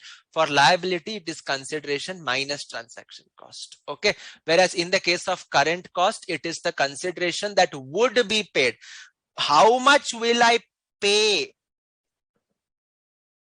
to get liabilities, or how much will I receive if I sell my asset? That would be paid. So this becomes my differentiating factor. This becomes my differentiating factor. Okay. Next, you can in fact understand these things better because it is something which you have already done. Okay. We are talking about assets. Carrying amount, primary value, transaction cost. Under historical cost model, whatever is unconsumed, uncollected, recoverable, that will come, and transaction cost is added to that. Current cost, to the extent unconsumed or uncollected and receivable, this you will recognize. Next, fair value, price received to sell the asset without deducting transaction cost. Without deducting transaction cost. Okay. And present value of future cash flows from the use of the asset and from ultimate disposal after deducting present value of transaction cost on disposal. Okay. In the statement of P&L, guys, this you can all just go through. Okay. It's something which you are already aware of. Okay. Something which you have already aware of. So my advice is, these things, if I start read it, it will just become reading. My advice is, when you refer measurement base, please go Ind AS 109 financial instruments, Ind AS 3840. Okay, Ind AS 163840. The measurement criteria, recognition criteria, everything is given in these standards. Everything is given in these standards. So just brush up that information, and then when you look at the measurement chapter, you should be able to understand. Otherwise, right now it is only going through as a reading, which is something that I do not want to do. Okay, because I would rather prefer to have some discussion on what you have not understood. Okay, so just go through these items. If there is anything, you can always reach out to me. Okay, you can always reach out to me. So assets, liabilities, balance sheet, all these things you will have to do. Sir, which measurement base should I follow? Should I follow historical cost, fair value, value in use, current cost? What should I follow?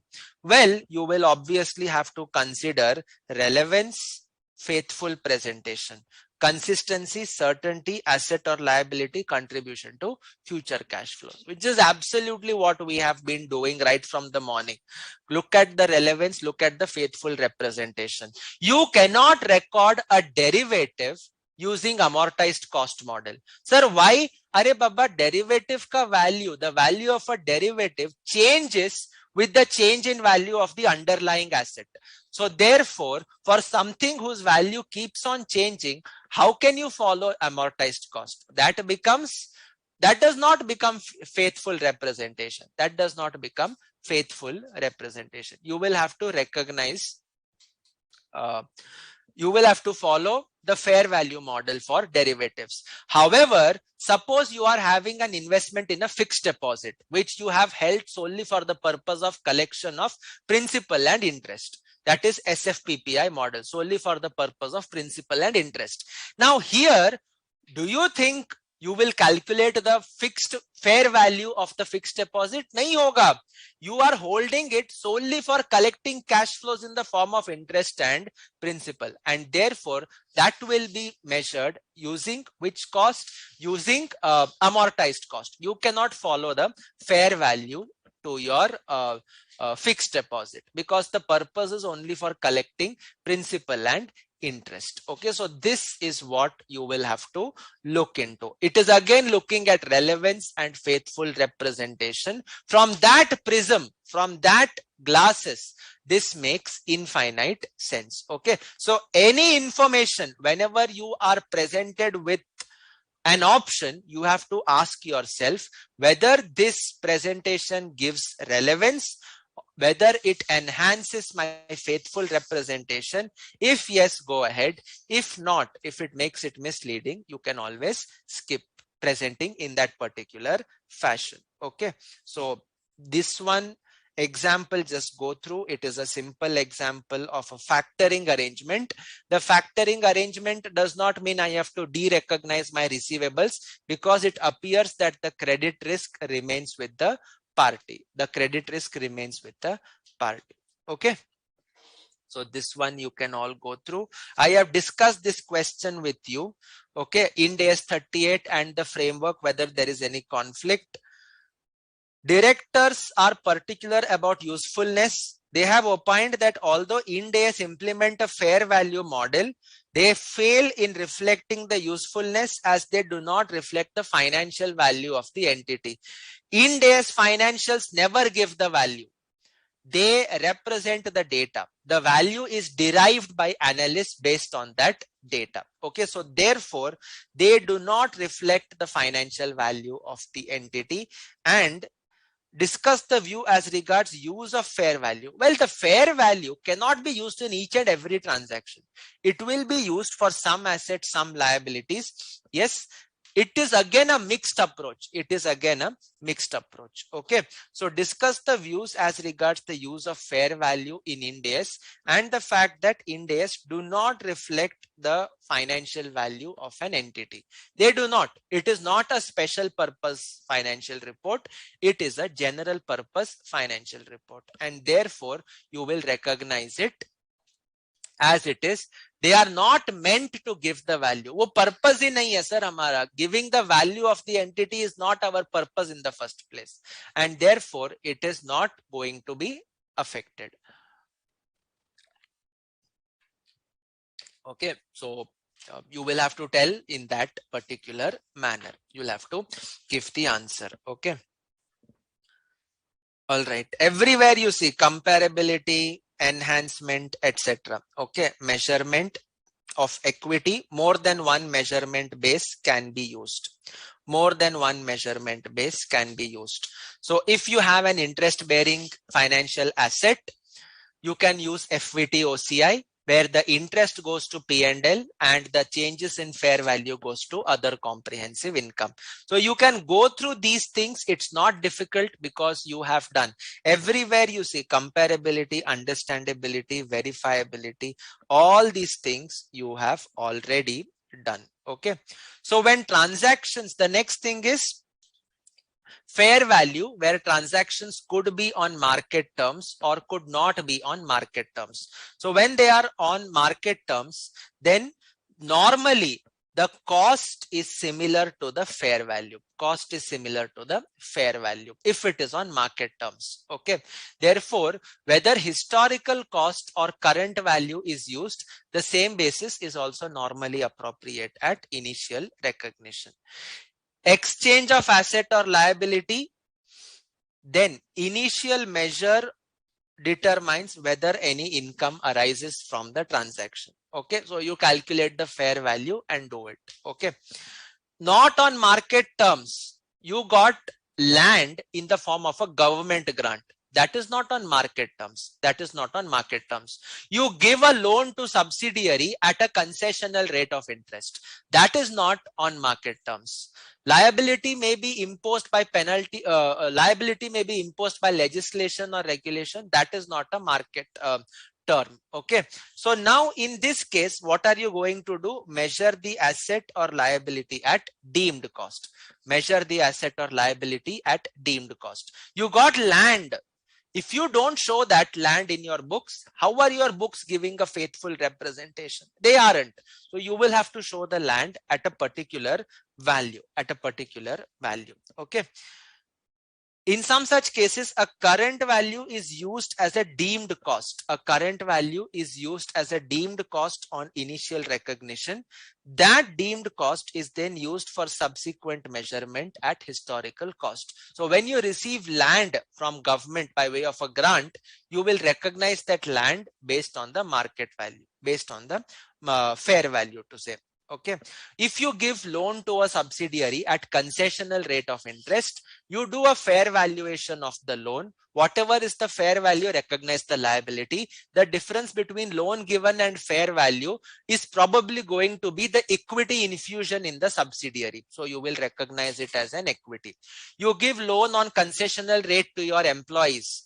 Then what are you going to do? Recognize interest on the normal interest rate, and whatever benefit you are giving in the form of reduced interest rate, that will be expended in your P&L as employee benefit cost. That will be expended as employee benefit cost. Okay.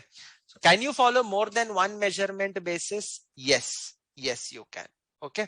So that takes care of chapter 7. It's a simple one. Last 2 chapters are there before we complete. Presentation and disclosure. Chota sa hai. Presentation classification is the sorting of assets liabilities on the basis of shared characteristics. So in your balance sheet and P&L, we will start to aggregate. Depending on similar items of shared characteristics. Okay. Classification is applied to the unit of account selected for an asset or liability. Okay.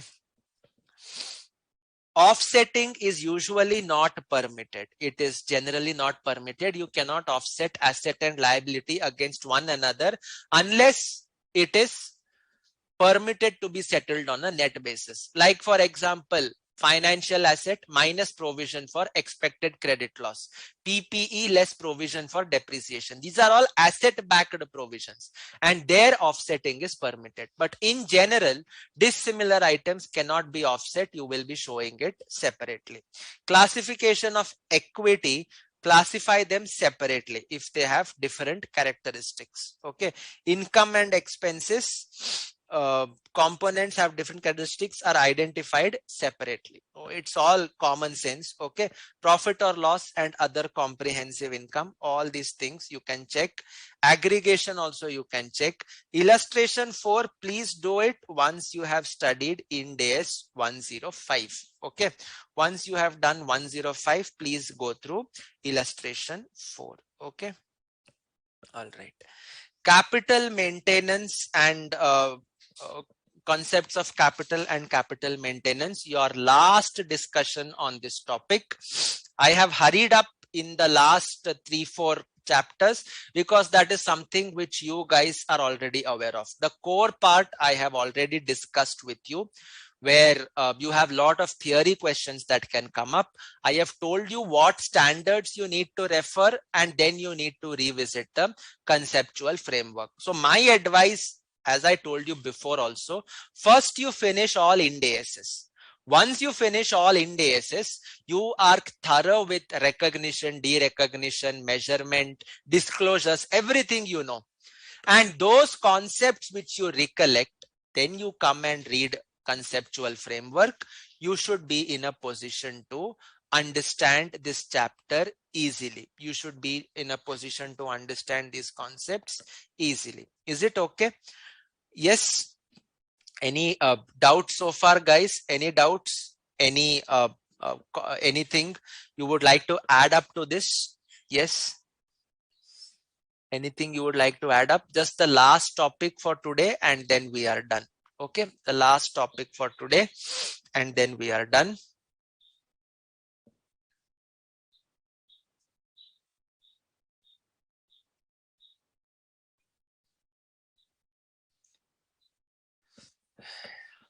Anything?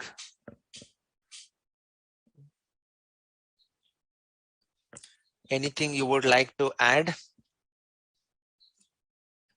Okay.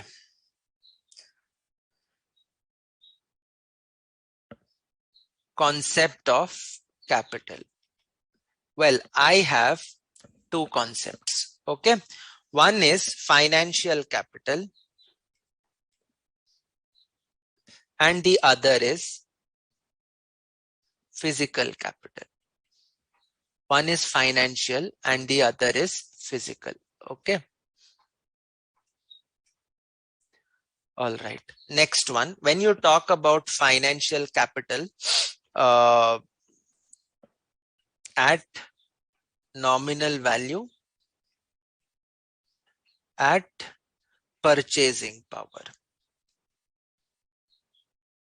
These are the two things. This is based on your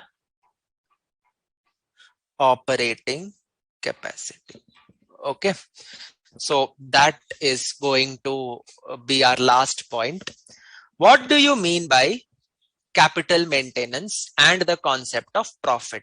Well, the financial capital model tells us that if your opening capital is given to you and your closing capital is given to you and opening is greater than closing, then we say that we have made a profit. Then we say that we have made a profit, which is obviously correct. Okay. But here it is a little bit different. Okay. So I will look at my opening capital. I will look at closing capital after deducting drawings. Okay, after deducting drawings. Don't go into the concept of SOPL and all those things. This is a standalone concept. Just understand. Opening capital, closing capital after deducting the drawings kitna hai. That if it is higher, it represents your profit. That represents your profit. This is under the nominal value. So now let us come to an example. You will understand better. Okay. A trader commenced business on 1st Jan 20X1 with 12,000 represented by 6,000 units of a certain product at rupees 2 per unit. Okay. During the year, he sold these units at 3 rupees per unit and had withdrawn 6,000. So opening capital was how much? 12,000. Closing capital. Well, he made 18,000 rupees by selling it minus drawings. Minus drawings. He withdrew 6,000. So 18 minus 6, your closing is 12. So therefore, the profit that you have generated under the financial capital concept is 0. Under the financial capital concept, nominal value is 0. You can see opening equity 12,000, closing equity also is 12,000. That is 18 minus 6 represented by cash. So the retained profit is 0. And you can again start off the new year with 6,000 units. Okay. So therefore, this is your financial capital concept. The next one is you are given the price indices. Okay. That is now we are moving to purchasing power. Purchasing power. Okay. Now, opening equity, you have 12,000 represented by 6,000 units at 2 rupees per unit. So opening, what am I having? Equity 12,000, stock 12,000, which is 6,000 into 2, which is 6,000 into 2. Next, opening equity at closing price. Okay. Now see, closing price. Now please pay attention.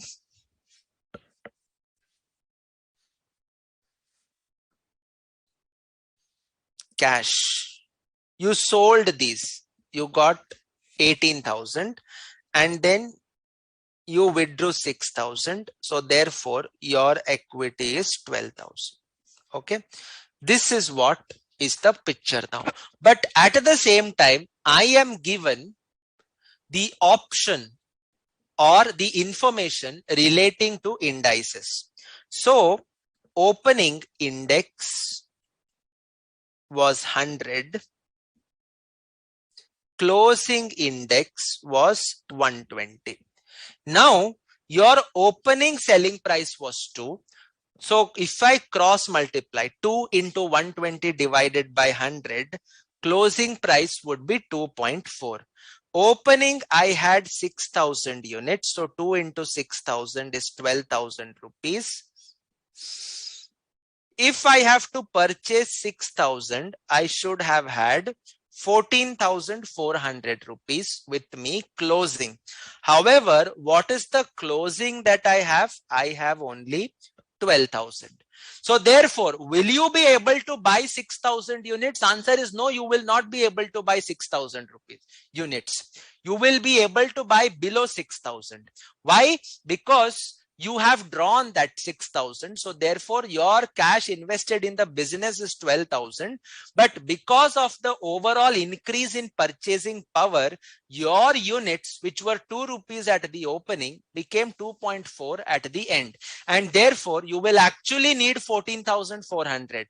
And how much you are having? You are having 12,000. So therefore 2,400 becomes your loss. 2,400 becomes your loss. Okay. Opening equity 12,000. Opening equity at closing price is 14,400. Closing equity is 12,000. So retained profit is negative 2,400. Because he has withdrawn 6,000, he has only 12,000 in the with himself, and in 12,000 he will not be able to buy 2,000. He will not be able to buy 6,000 units, and therefore we say that under the financial capital purchasing power concept, the entity has made a loss of 2,400 rupees. Okay. And finally, physical capital maintenance. This is also simple, but there is a small rectification in this problem, which I feel. Okay. So let us just see this.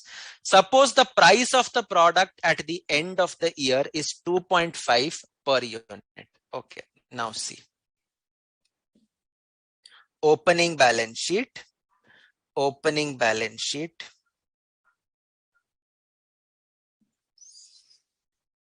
Stock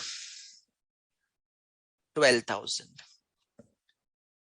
Equity capital 12,000. How do I get this stock? 6,000 into 2. Closing balance sheet.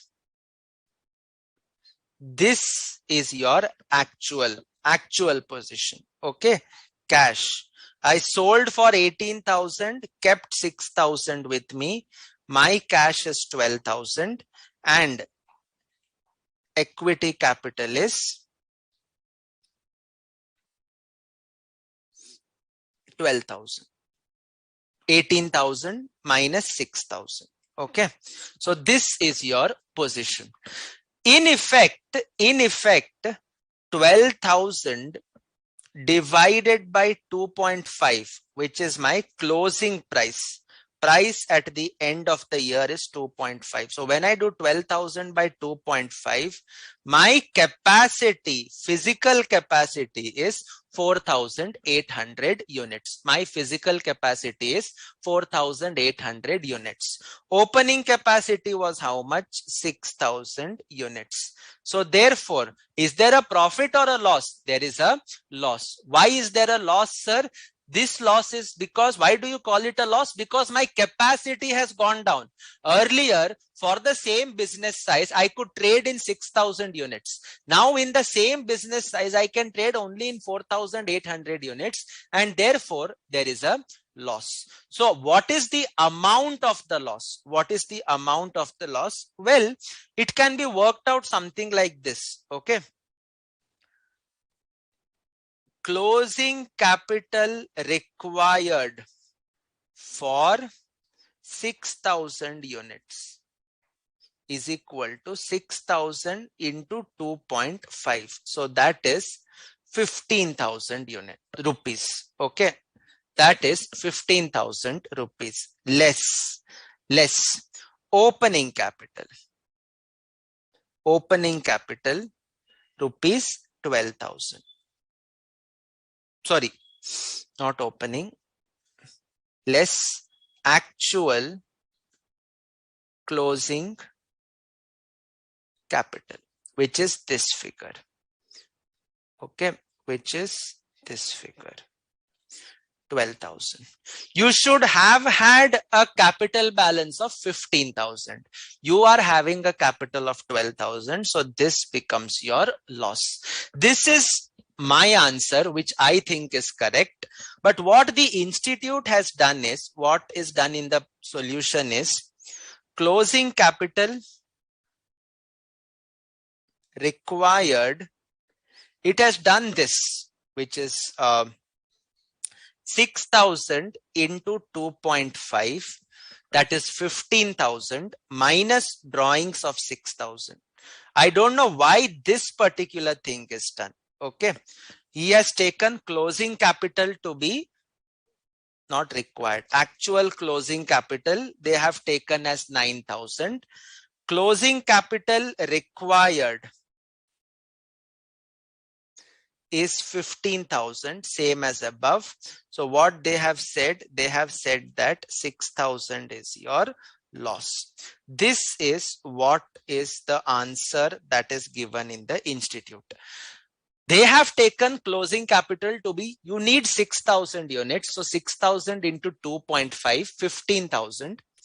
But you have also drawn 6,000. So probably they must be thinking that 15 minus 6, 9,000. To maintain parity, they have taken that 9,000 will be your closing capital, and closing capital required will be 15,000, which is exactly this figure.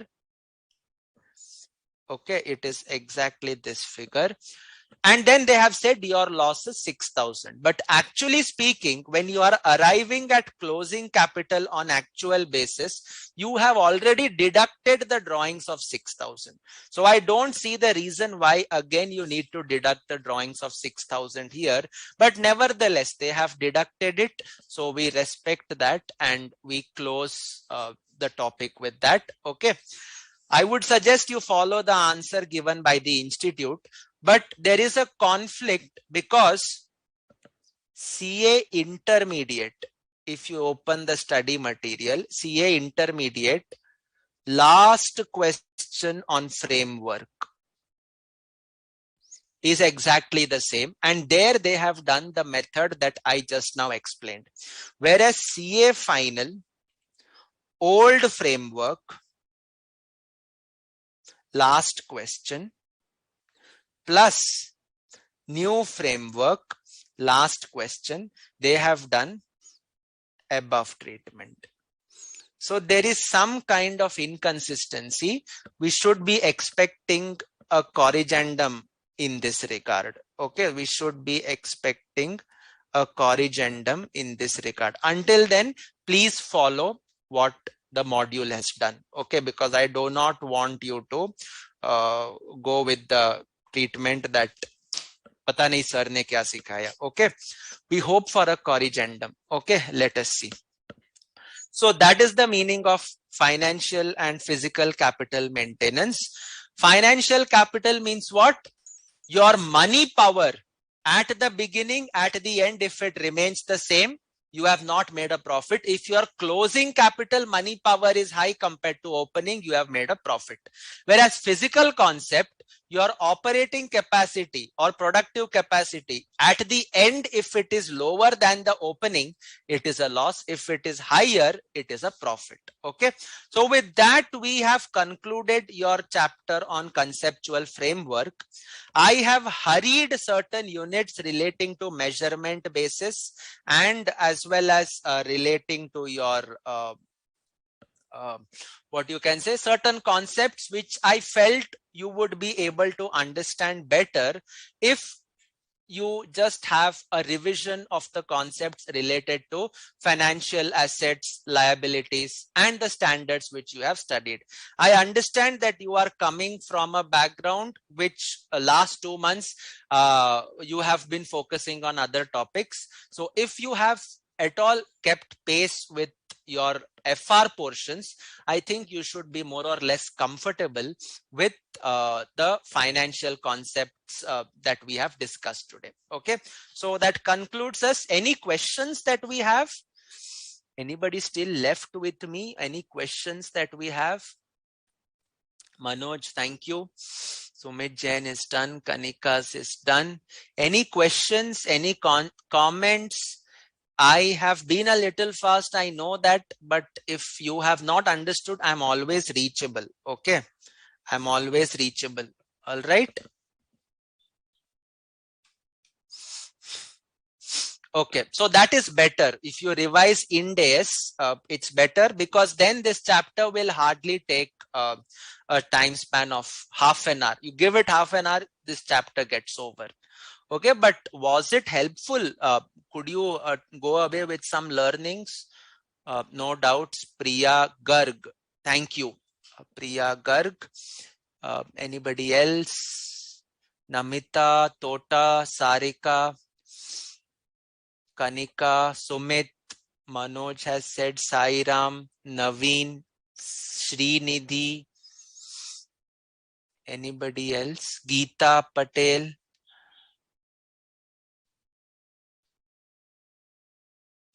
No doubts.